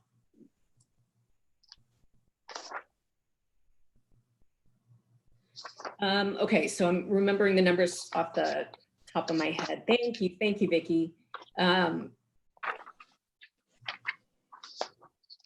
All right, so thank you. Can you scroll up a little bit? I don't need the attachment. I need the actual narrative. There we go. So, and circumstances have changed even since I submitted this into iCompass. So we have, the library has about $1.3 million left in unspent revenue. The finance committee, when they talked about this, they would like to recommend that there were two options. The first would be to use that unspent revenue to cover the $935,000 needed to retain all current staff and provide half of the extra help hours, meaning that we wouldn't have to take from the fund balance to do that. In addition, the library has now received a sales tax payment from May of last year that will get posted to this year in the amount of 1.2 million. So that's as close to normal as we've had since March in terms of sales tax amounts. After subtracting the staffing amount, the remaining unspent revenue would be 191,000. And there we have our 1.394 to roll into the 2021 budget. Now these are recommendations with how to spend that money if you do decide to spend it. 300,000 of that money would be used for the PPEs and safety supplies. Since it's clear that what we have budgeted currently is not adequate. This has changed. It says 300,000 to legal contracts. I would change that to 250,000 to legal contracts. 350,000 more to books and resources. 400,000 for IT to cover the costs of the monthly charges for all of our 750 hotspots. That will pay for the service for a year. And then 44,000 to HR to cover a temporary employee and to add to the mandated training needs that they have for this year. And then 50,000 would be for education and outreach. This would bring the 2021 library budget up to $33 million. So about the same as last year without the surplus. But before we make those decisions, is it okay if I share my screen? Yes.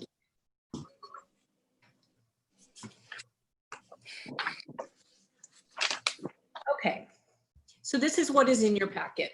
And right now we're strictly talking about 1920. This just records all of the revenues that we've received in that year. As you can see in property tax, we actually got 1.4 million more than we'd anticipated receiving. And in sales tax, we received $2.2 million less than we anticipated receiving. This anticipated row just means this is what we had budgeted. This is what we thought we were going to get. And this is how we ended up at the end of the year. Does anyone have any questions about that? Okay. So, I mentioned earlier during the monthly report that I transferred expenditures into Measure Y, and I presented this to the Measure Y committee. As it was explained to me when I started, some things are charged directly to sales tax, but in general, the practice has been to transfer expenditures that were incurred in property tax and transferred those to sales tax. As I said earlier, once the library branches closed down, we really stopped transferring anything because we weren't sure how much more we were going to get, if any. And I really wanted to conserve our property tax dollars so that we wouldn't run out of salaries and benefits. So for the last quarter, I transferred $1.4 million of expenditures in books and e-resources from property tax to sales tax. Now, between property tax and sales tax, the total budget was $3.4 million. So this transfer into sales tax accounts for about 42% of all purchases for books and e-resources being paid out of sales tax. The rows below are formulated in a similar way. The security guard service, that's one of the highest percentages at 48% of the total budget. Rents and leases, this was transferred in, it amounted to 19% of the total budget. Janitorial service, again, 40% of the budget. And then the data lines. Now, data lines has not been being funded correctly, I think, for the past couple of years due to increased use. So this was transferred into the sales tax budget, and it comprises 87% of the total cost of that particular line item. Now, when we get down to contracts, this is a little different because there wasn't enough money in contracts in sales tax to be able to transfer these contracts one-to-one. So what I had to do was find an area where we did have unspent money in Measure Y, and that is where these went into our safety, which had $568,000 in budget. So these were still transferred to the contract line item. It's just I had to identify where it was going to be able to pick up that over expense.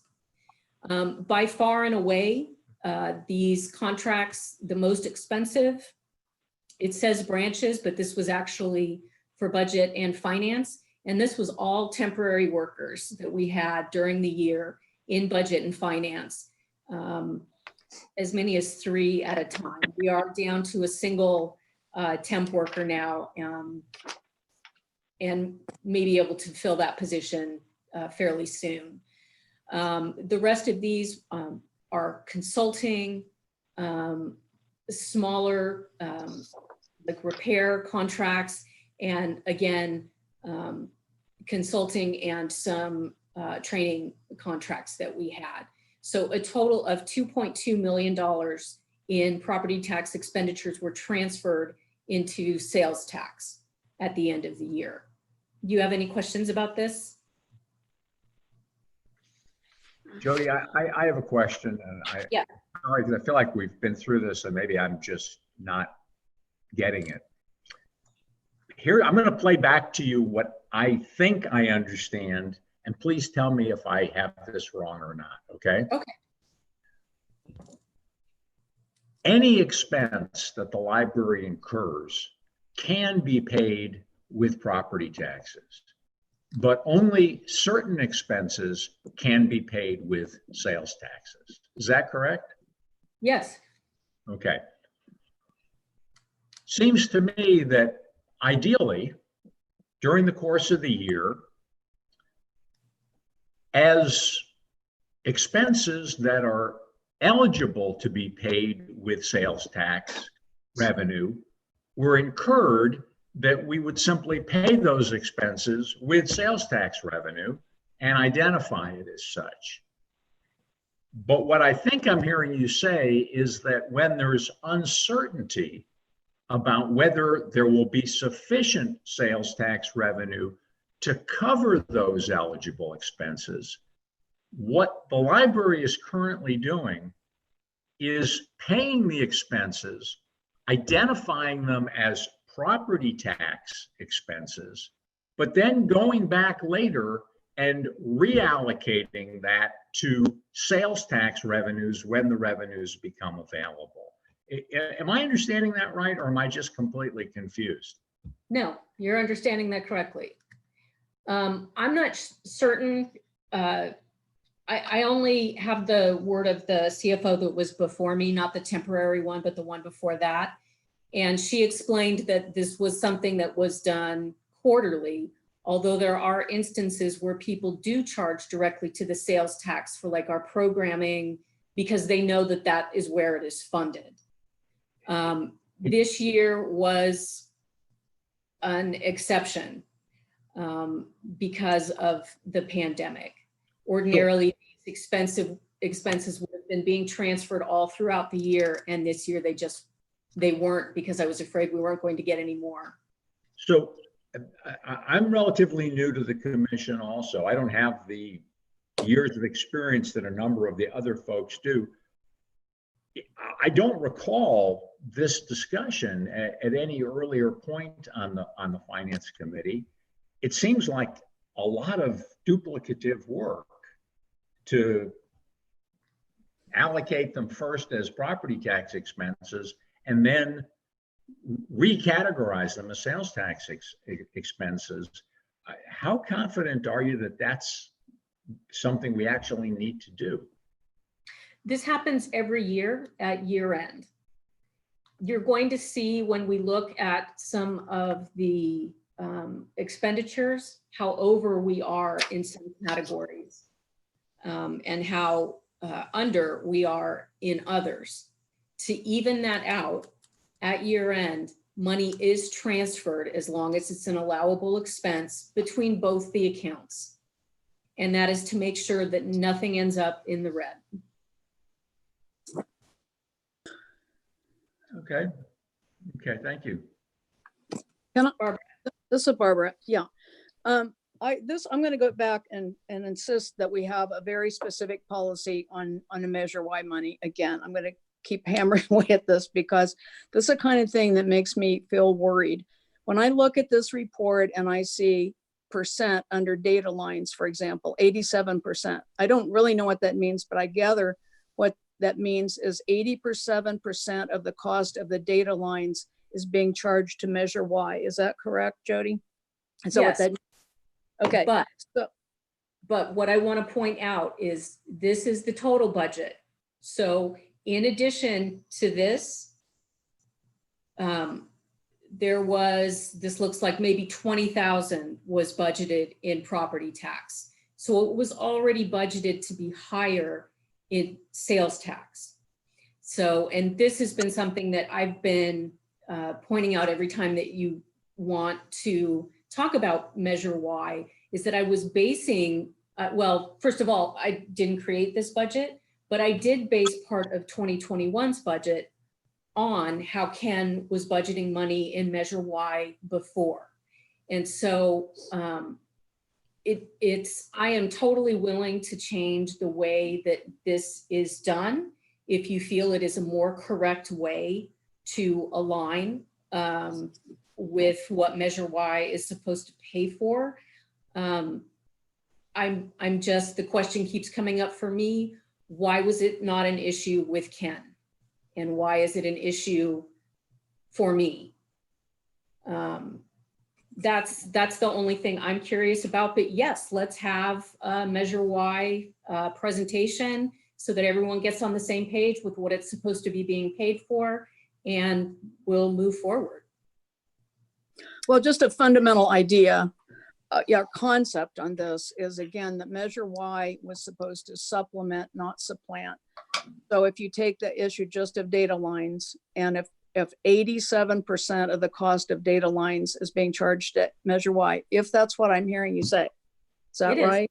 Okay, of the total bill, Measure Y is paying 87% of that.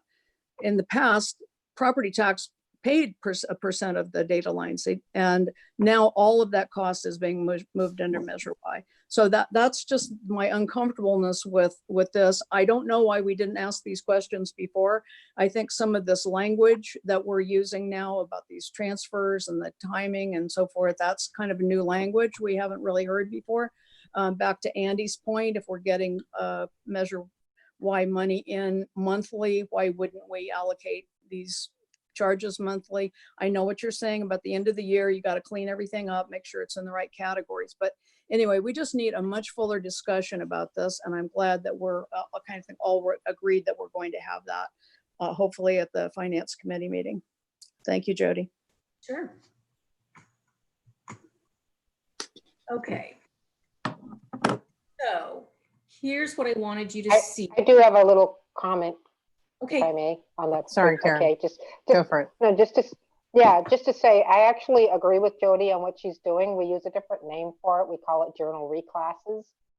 But I do this also for the same reason. You're just trying to, you don't actually know what you have over here, so you've got to spend the money, so you take it out of here, and at the end of the year, everything gets groovy again. We just have a different name for it. Maybe if we used a different name, people would be more comfortable. That's so. Karen, just to clarify, that reclass, that you're reclassifying journal entries. Is that right? Right? Yeah. Okay. That makes sense to me much more than transfer, which I see. Okay. does not seem to. So, yeah, thank you very much for clarifying. Okay, so here's what I wanted you to see with the expenditures. The reason that I am recommending that 250,000 go to our legal contracts is because we spent $281,000 last year in legal expenses. This isn't a one year extreme. The year before 18-19, we spent 241. So I would rather adequately budget that. The other services you can see were also over. The interfund expenses are between government entities. So a lot of this was the county taking more charges than we'd anticipated. But they have let us know what they are for this year. So we shouldn't run into that again. Other supplies, we were over by 10,000. Minor equipment, we were over by 178,000. Now this category of minor equipment encompasses both facilities and IT. So it's two different divisions buying out of this pot of money. And with the monthly reports that they'll receive going forward, I think we can get a handle on that. Does anyone have any questions on the expenditures? This is Barbara. I'd just like to see a report at another meeting about the legal costs. Sure.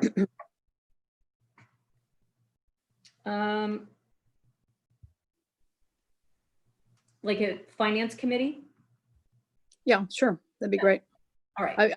Like so vastly over the budget, and it's a large number. I just think we should know, because you had listed it earlier under contracts, legal contracts. So just some detail. Yes, I actually do have that from 16-17.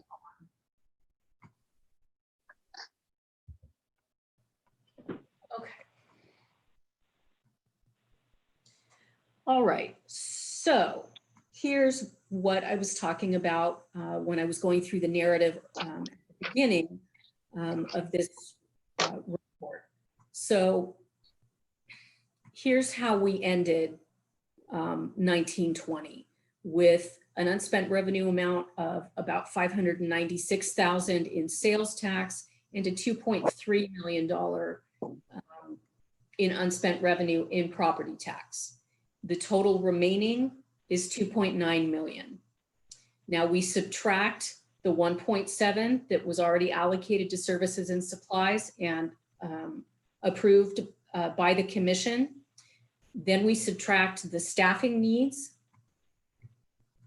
And our total remaining is a 191,704, which when you add to the May sales tax payment, leaves us with 1.3. So I know we'll be moving money around again to make sure that where Measure Y is allocated is an appropriate place to put it.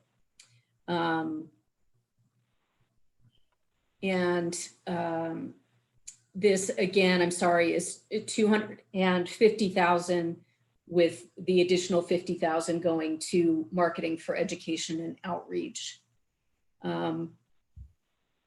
Does anyone have questions on this? Andy? I have a question. When did we get May sales tax?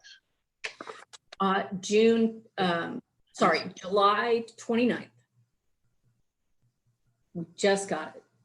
So it was received in July, but because it was for May, it applies to last year's budget?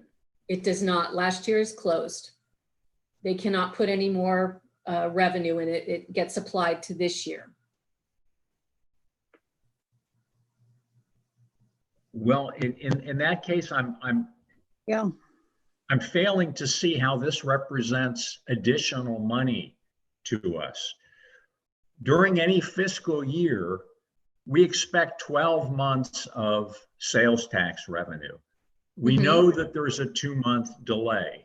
So in the month of July, we receive May sales tax revenue. It was generated back in the previous fiscal year, but because we receive it in the current fiscal year, it goes into the current year. That's going to happen for 12 months. So this to me is it's not additional money. It's just the first of the sales tax payments that we would expect during the course of the year. Am I misunderstanding that?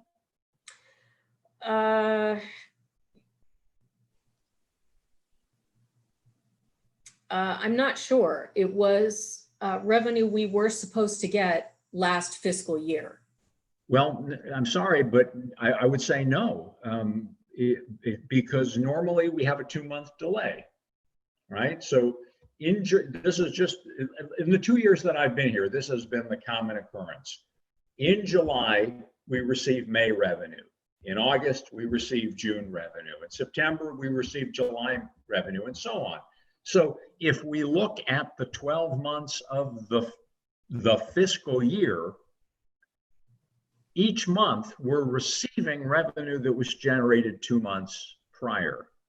So in that case, this is just the first of the 12 sales tax receipts that we would expect to get during the year. All right, well, let me do this, Andy. I will contact the county and ask, because usually our payments are labeled with the month that they belong in. So they wouldn't have called it May, they would have called it July, even though we know it was from payments collected 2 months before.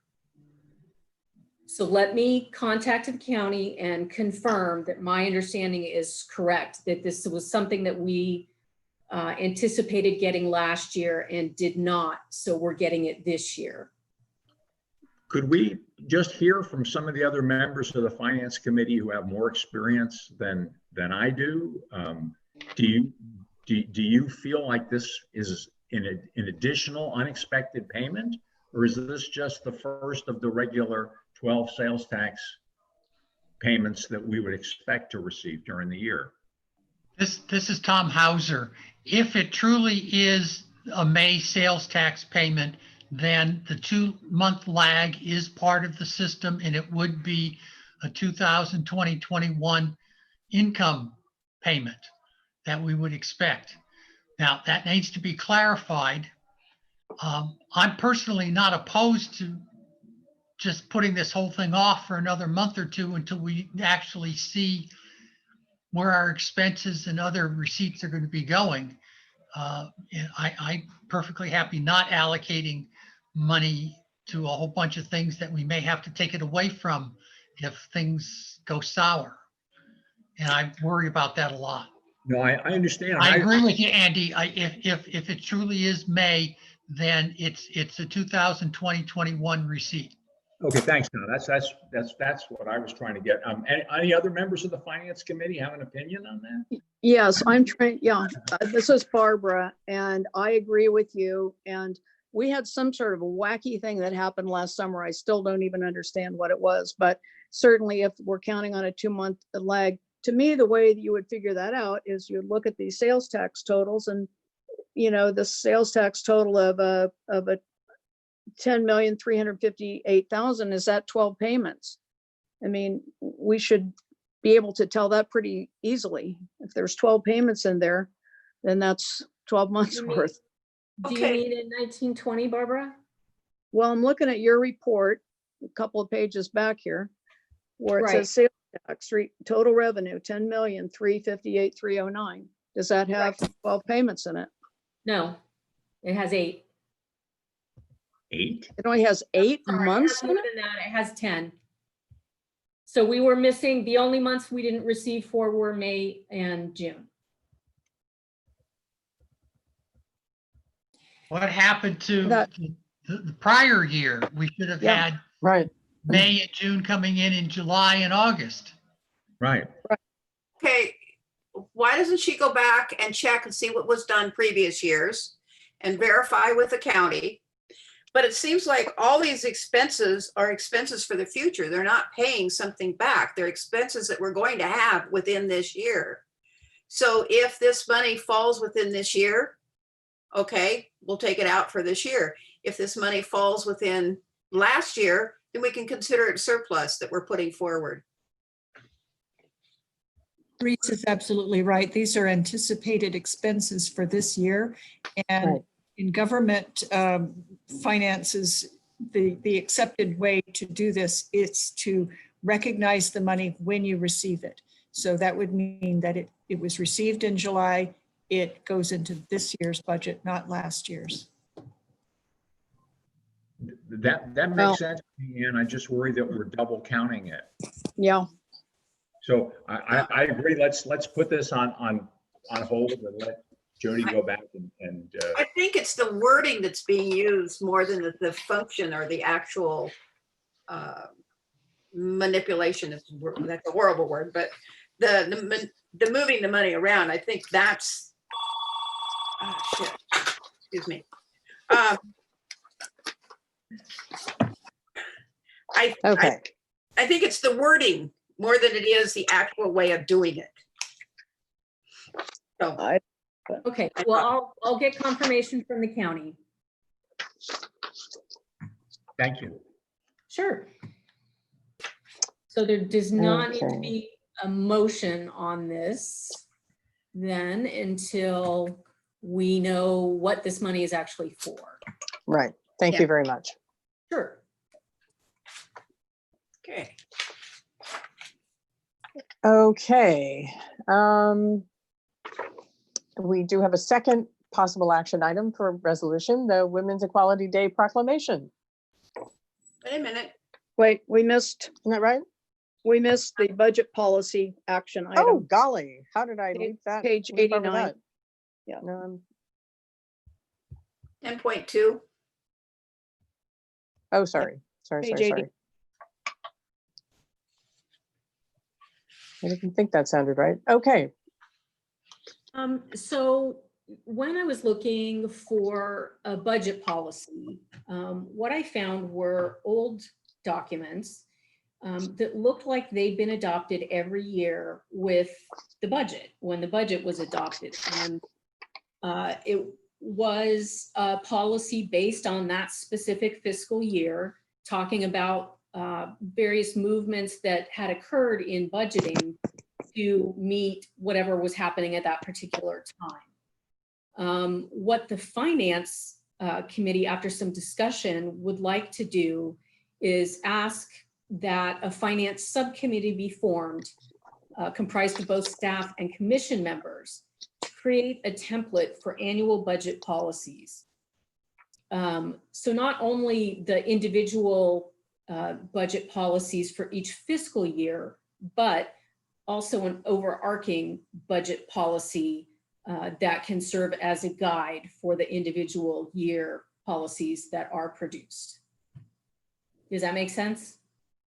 So you're asking for an ad hoc committee? Yes. Okay. I don't think it's a subcommittee, really. It's probably an ad hoc committee for this purpose. Okay. I mean, if it's a subcommittee of the finance committee, this is Tom Hauser just in case. I think we just asked the finance committee to create it. But if we want something that we create, then it probably is an ad hoc committee that we should be saying we want to have. Okay. Technically, it's the chair that does it. Yeah, I'm not sure that the commission has to. Actually, I think either or can create it. I think that the chair has to appoint the people. I'm more than willing to let the chair create it and appoint the people. May I Does make anyone disagree?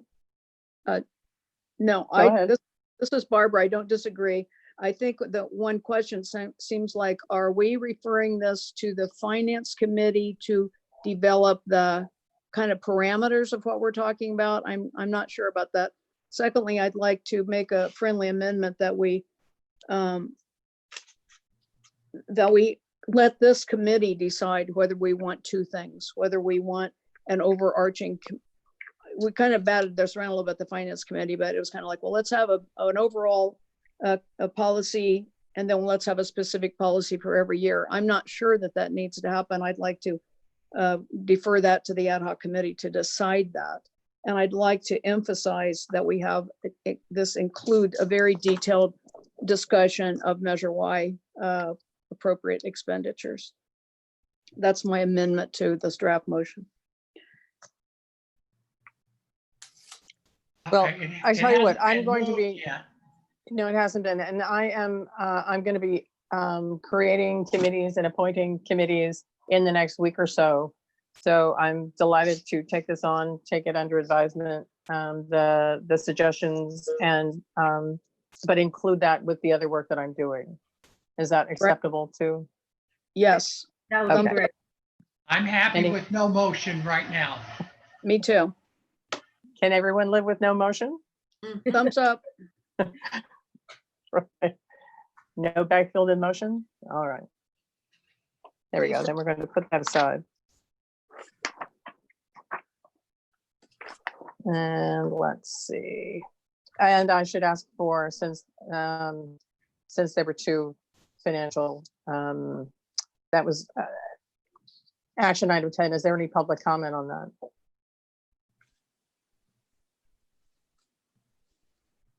Okay. Seeing none.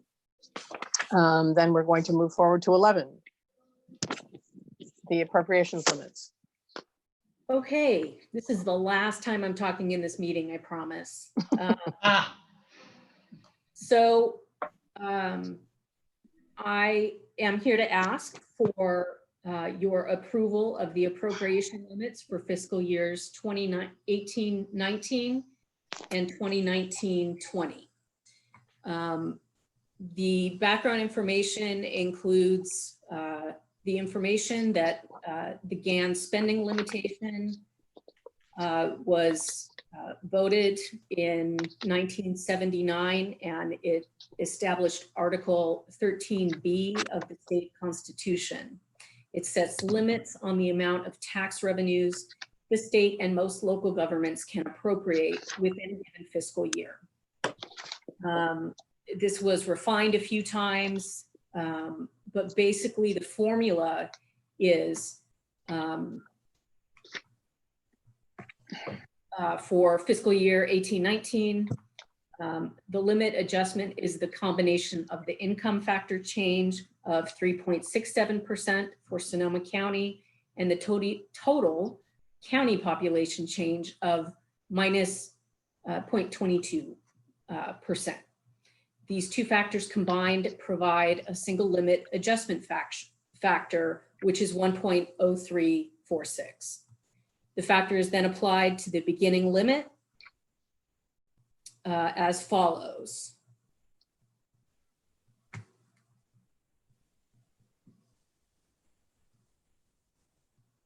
And there should be. That was going to be my question. I don't see the math. Yeah, then there should be numbers in those. So let me go into. The math shows, the math is in the resolutions, but Yeah, it's the math's in the resolutions. Yeah, but it should be in the report. Page 97 and page 98. yeah, it should be in the report, but it is in the resolution. Right. Yeah, but I typed those headings. Excuse me, Chair Doyle. Nick Alva has had his hand up for a while. It may be a past topic. I am so but when we're sorry. finished here, you could call on him. Okay. Yeah, I did. Excuse me. This was from the past topic. I did raise my hand and I was trying to turn the screen on so that I could get your attention, but I was turned off and muted. Very sorry. A very, very important question about why during Measure Y, why was it under a certain way under previous finance department heads, and why is it this way now? The big problem is that Measure Y made the library very fat economically. A lot of money came in, and when it came in, it was after a period of time, right when Brett left. So there was a leadership vacuum, the directors levels, and then there was also a CFO vacuum for over several years. So what the system has been doing, also trying to meet the strategic plan that was in place, has been, I'm not going to qualify it in any way, but it's been proceeding trying to operate to meet strategic plan goals, particular department interests and such. Again, mostly for the good, but there's been no overall accountability or leadership on determining what's going on. Now what we're finding is that now we're in extremely lean times. And so it's almost right now it's time to pay the piper. So the suggestions for figuring out what to do with Measure Y funds are hugely important, especially on a staff or staffing level and perception, but also on a public level and perception as far as the optics go. Thank you. Thank you. Back on the current topic, I'm looking at the resolution and I don't see that the math calculations are there, which is what I was looking for. And I would expect those at the bottom of page 90 and 91. And I feel much more comfortable having that before I make a motion to approve the conclusion, because what I really want is I want to see what was the 18, 19, and then we move on from that. We apply this math thing and so forth to it. It's in the background I have a spreadsheet. The math appears in the background information and references the numbers that appear in the pages that follow the resolution. Right. Right, but the narrative should have contained the step-by-step mathematical.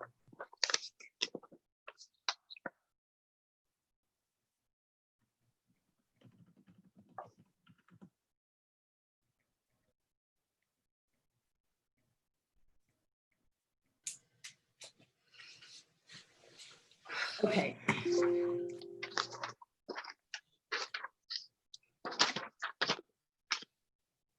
All right, let me share my screen.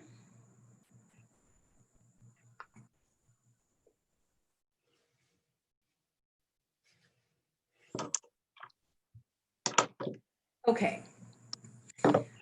So we went back to 15, 16. This was when we took over doing our own appropriation limits. Prior to that, the county did it for us. So we knew that this amount was correct because it was referred to in the contract, wherein the county passed the responsibility of appropriation limits to the library. So here is 1819 and all.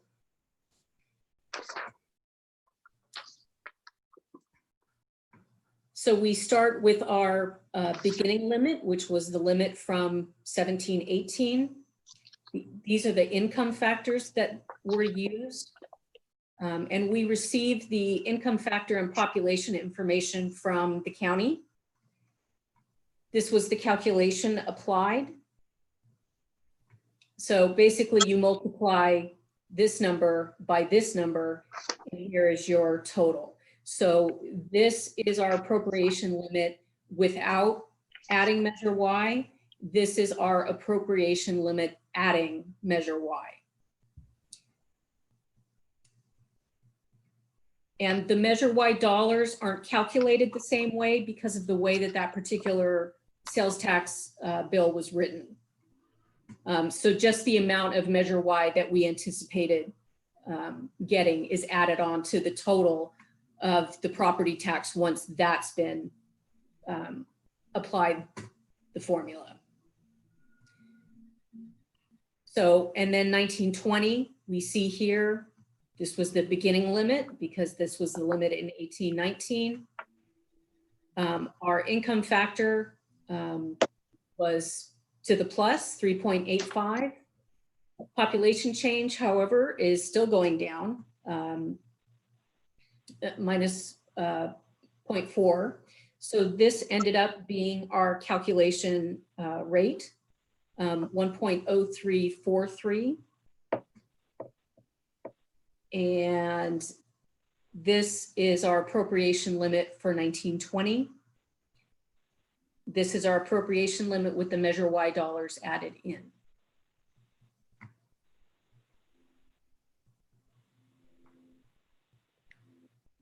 Does anyone have any questions?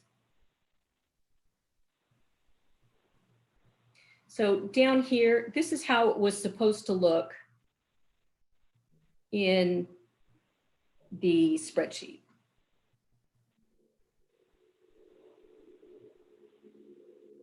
Was that these numbers would be on the side of this list. So I'm not sure why it didn't transfer because it looked like I had tried to copy and paste it. So we are 22 million under our current appropriations limit in 1819 and 21 million under the appropriations limit for 1920.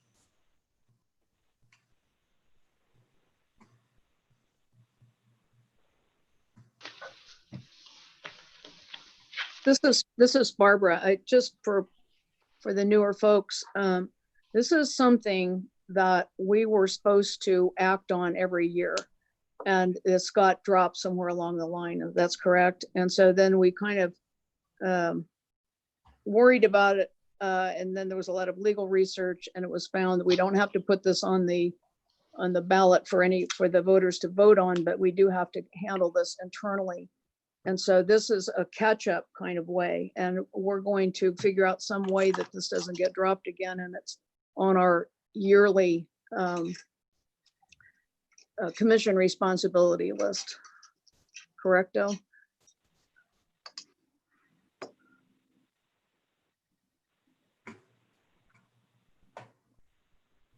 Well, I'm willing, based upon seeing the figures there, to move that the Sonoma County Library Commission approve the appropriation limits for fiscal years 2018-19 and 2019-20 as proposed there in that document and in the two resolutions, as printed in the two resolutions.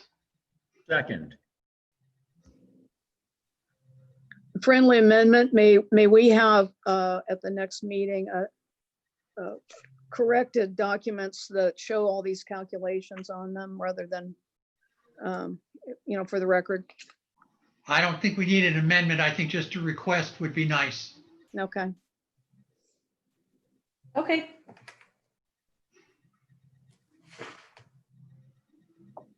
Before we vote on it, any public comment?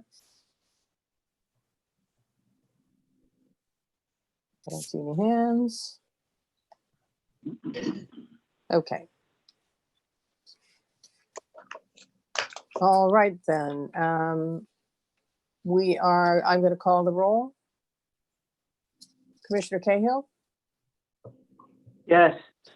Commissioner Doherty, Yes. Commissioner Elkins, Yes. Commissioner Foxen, Yes. Commissioner Heavenridge.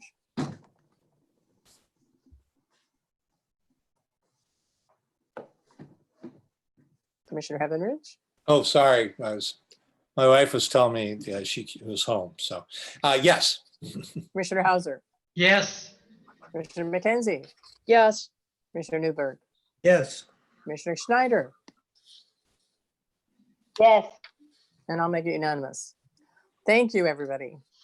This is something we should have had done a while ago. Okay, terrific. Moving on to something else positive, the Women's Equality Day proclamation. Is I'd that like to make positive? the motion. Yes. It is positive. It is positive. And I'd like to make the motion right off the bat. Well, it has to be a woman second that at least then. Okay, you want to second it, Barbara? Good. Perfect. Okay. Now you want to tell us about it? Yeah, I'll do the motion. I move that the Sonoma County Library Commission approve the proclamation acknowledging Women's Equality Day. And yay, should I read the proclamation? Is that appropriate? Sure. Okay, here's what we're proposing, Women's Equality Day proclamation. Whereas the 19th Amendment to the US Constitution was first introduced in 1878 and was ratified on August 26, 1920.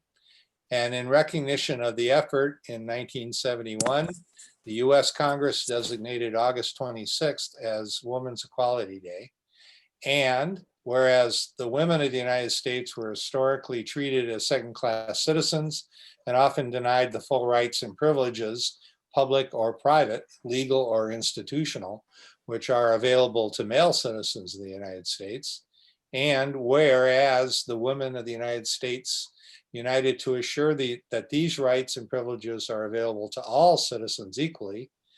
And whereas we celebrate August 26th, the anniversary date of the ratification of the 19th Amendment, which culminated a lengthy nonviolent campaign to extend the right to vote to women as a symbol of the continued fight for equal rights.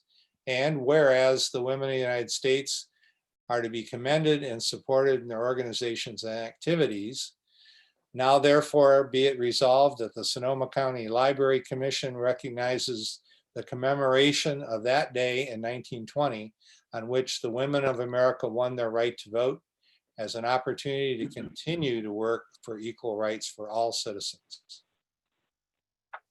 Thank you. And thank Mr. Holly for writing that. Before I take the vote, do we have any public comment?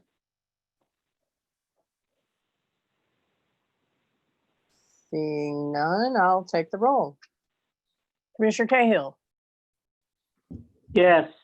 Commissioner Doherty, An enthusiastic yes. And I just want to point out that it took 42 years for that to pass through. So change happens slow, and that was well late into the process already. And I just wanted to say that. Commissioner Elkins, Yes.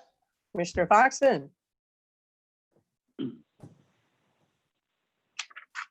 Commissioner Foxton,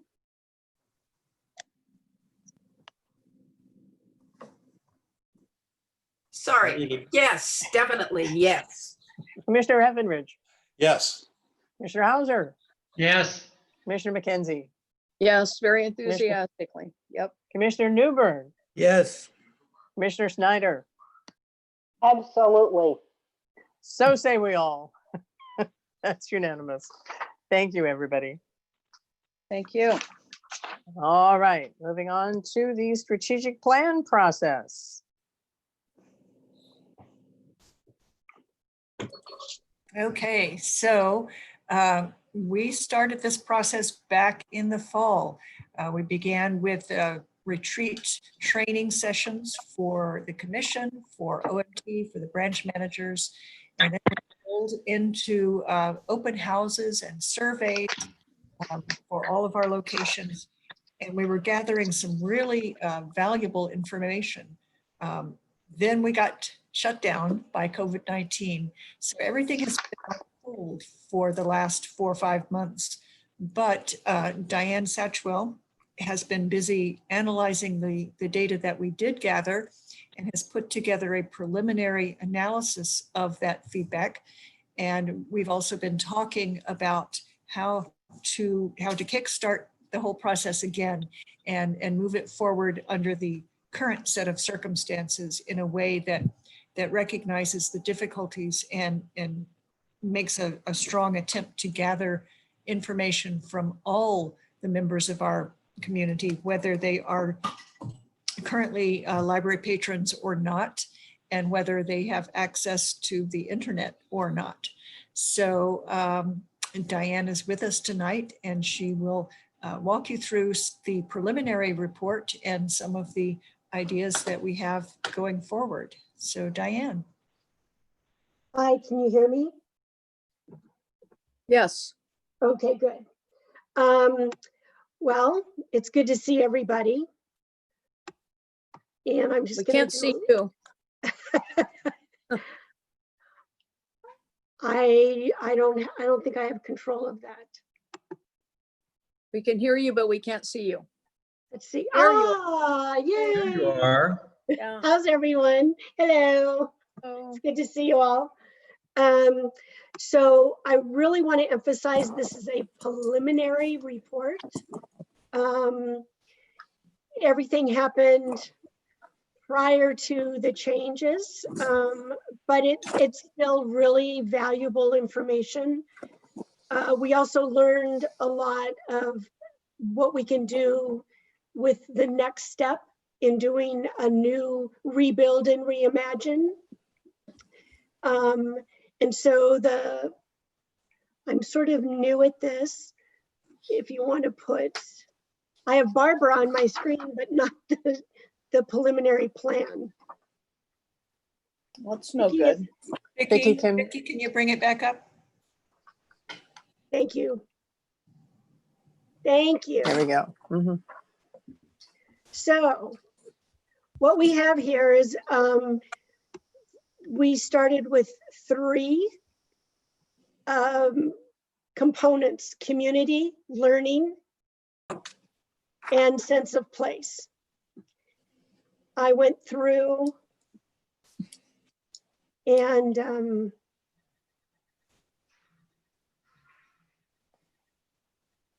you notice I have preliminary in very large letters throughout the whole.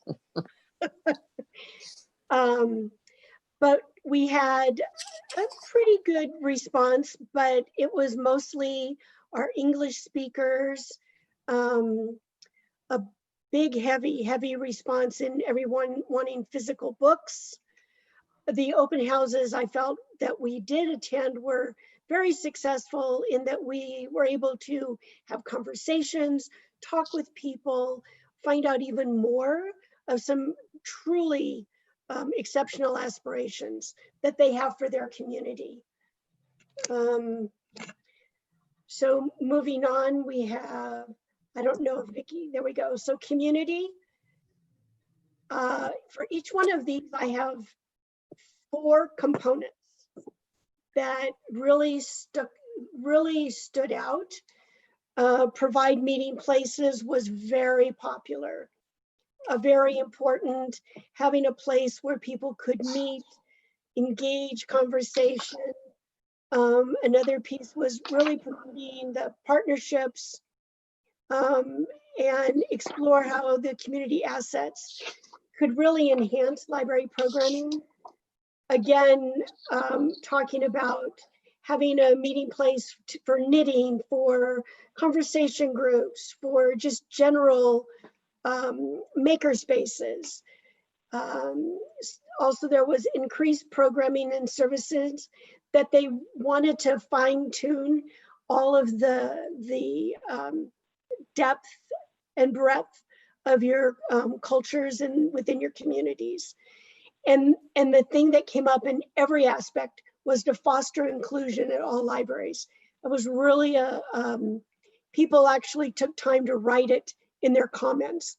It was that important. The next part was learning. And again, oh, and these colors are not the county accepted.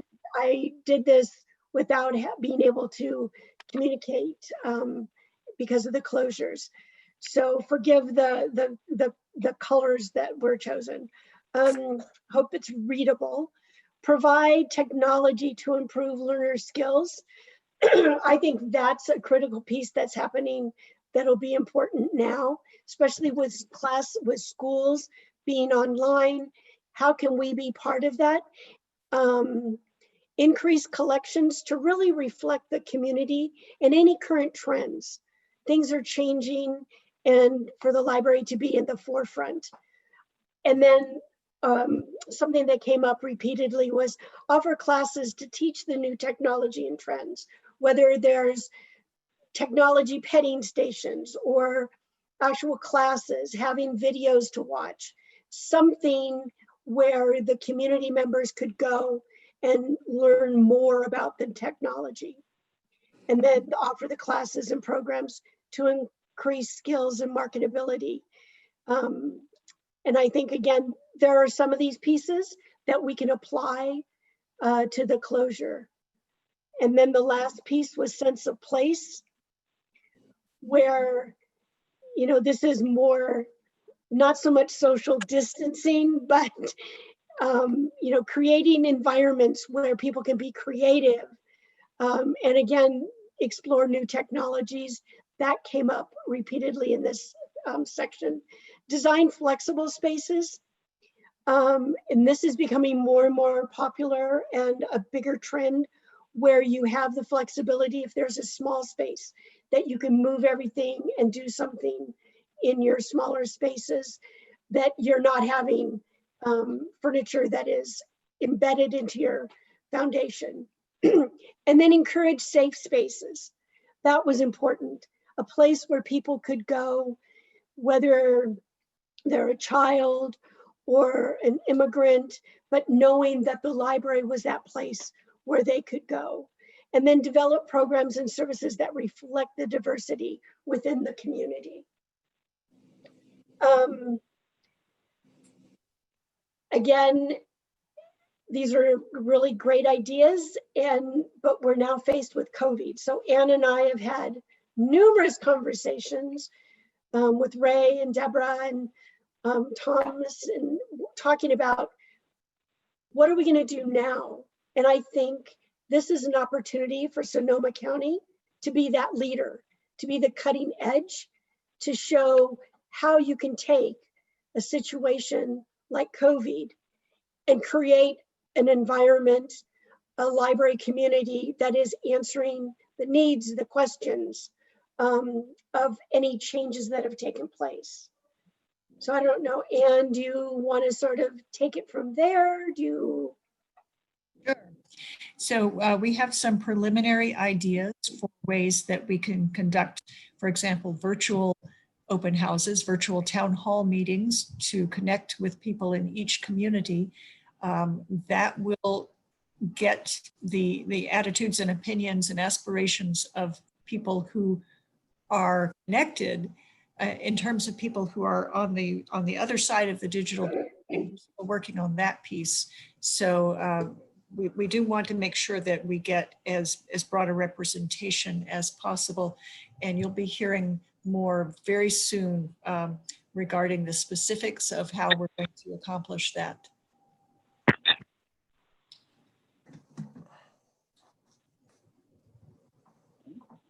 Anybody have questions for us at this point, or comments or suggestions?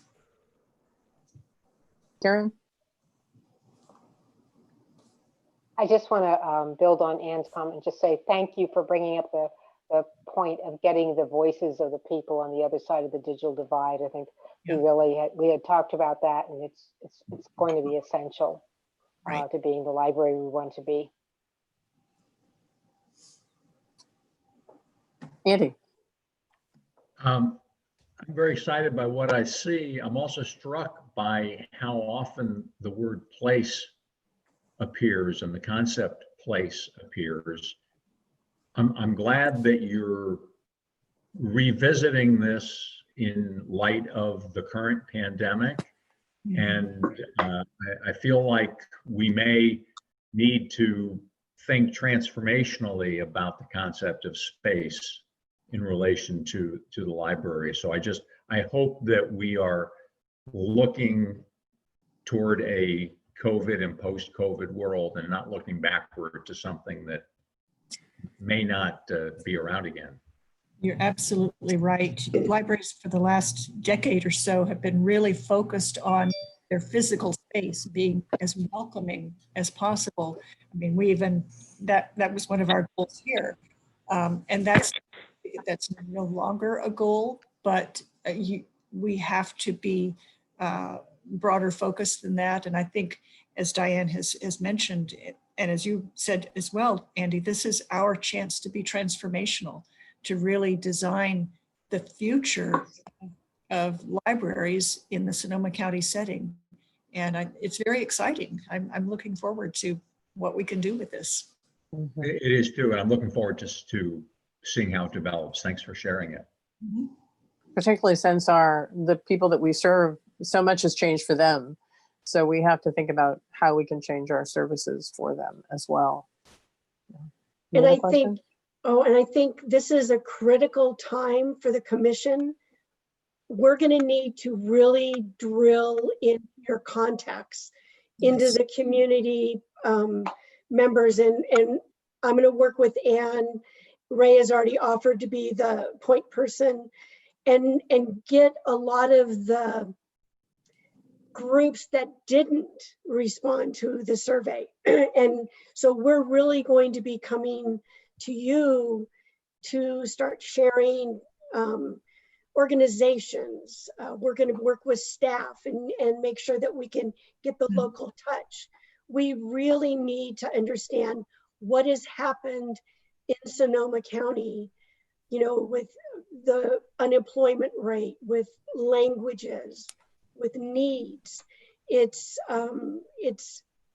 I'm with Anne. This is so exciting that you're going to be in the forefront and you're positioned where you could really be an industry leader in what you're going to do in rebuilding and reimagining your library. In fact, most of the commissioners have already been asked to think about their contacts, to think about who, just from even a marketing perspective, but I think this is even more. So I would encourage everybody to continue to think about, even if you don't think you know anybody, but if you've heard about an organization, we can probably find the person in that organization that the library should be talking to. So just think about who you know and how you know it. Any other comments? Yeah. Thank you, Diane. Barbara. Can you see me?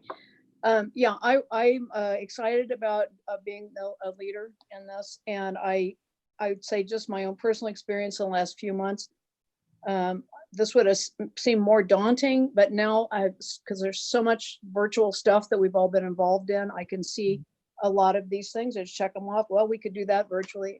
Some of the stuff, it seems more possible to me now.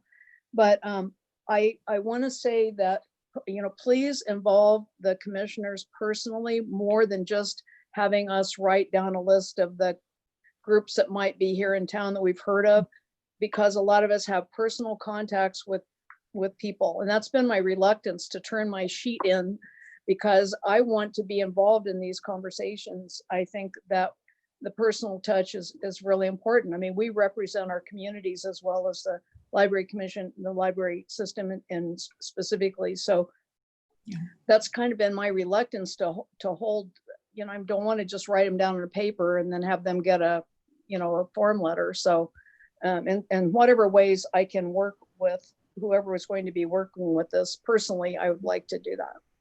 Yes, good point. Thank Right. you.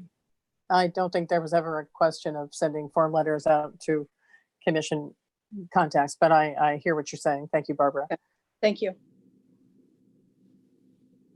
Anything else? Thank you, Diane. We're all looking forward to this. We really know that this is a very important point in time that we can make a difference, and we can reassure some of our neighbors, some of our community, but not that the library is going to be the same library, but because it's not going to be the same library. So we have to think about what that's going to be and how that's going to work. Okay. And I don't believe any public comment on that. Terrific. Terrific. Thank you, Okay, Doc. then. Thanks, Diane. Thank you. Then we will now move into our closed session. Okay. You all here? Great. There is no report from the closed meeting. All right, next agenda item is agenda items for future commission meetings. We're going to be scheduling a retreat. We're going to be, we will be talking about committee assignments. Those are mine. And any other suggested items for future meetings? Are you going to assign people to the committees, or are you going to have them volunteer? No, I just wanted to know what kind of committee chair you're going to be. You should have gotten an email asking which committees you would like to serve on. Yes, I did. Actually. Right. So if everybody would get me that information, that would be great. And Tom and I will put our heads together with Ann and put them all together. The memo actually just said that you were going to talk to us about it. It didn't ask us to request what we wanted. Well, I'm asking you now. Thank you for pointing that out. So please get back to me with your thoughts about which committees you would like to serve on. You want us to email you, or can we call you? Either. Okay. Thank you. Or you can funnel it through Jane if you like, but I'd love to talk to everybody. Okay. Can I send a TikTok? Yeah, oh, right. don't you? That's what we're gonna do. We'll be meeting. Yes, we'll have lots of things on TikTok later. All right. Okay, then seeing no other business, let's call this meeting adjourned. Thank you for hanging in for so long. Next one's going to be shorter. I promise. Bye. Thanks, everybody. Stay safe. Thanks, Thanks, everybody. thanks. Thanks, Good everybody. meeting.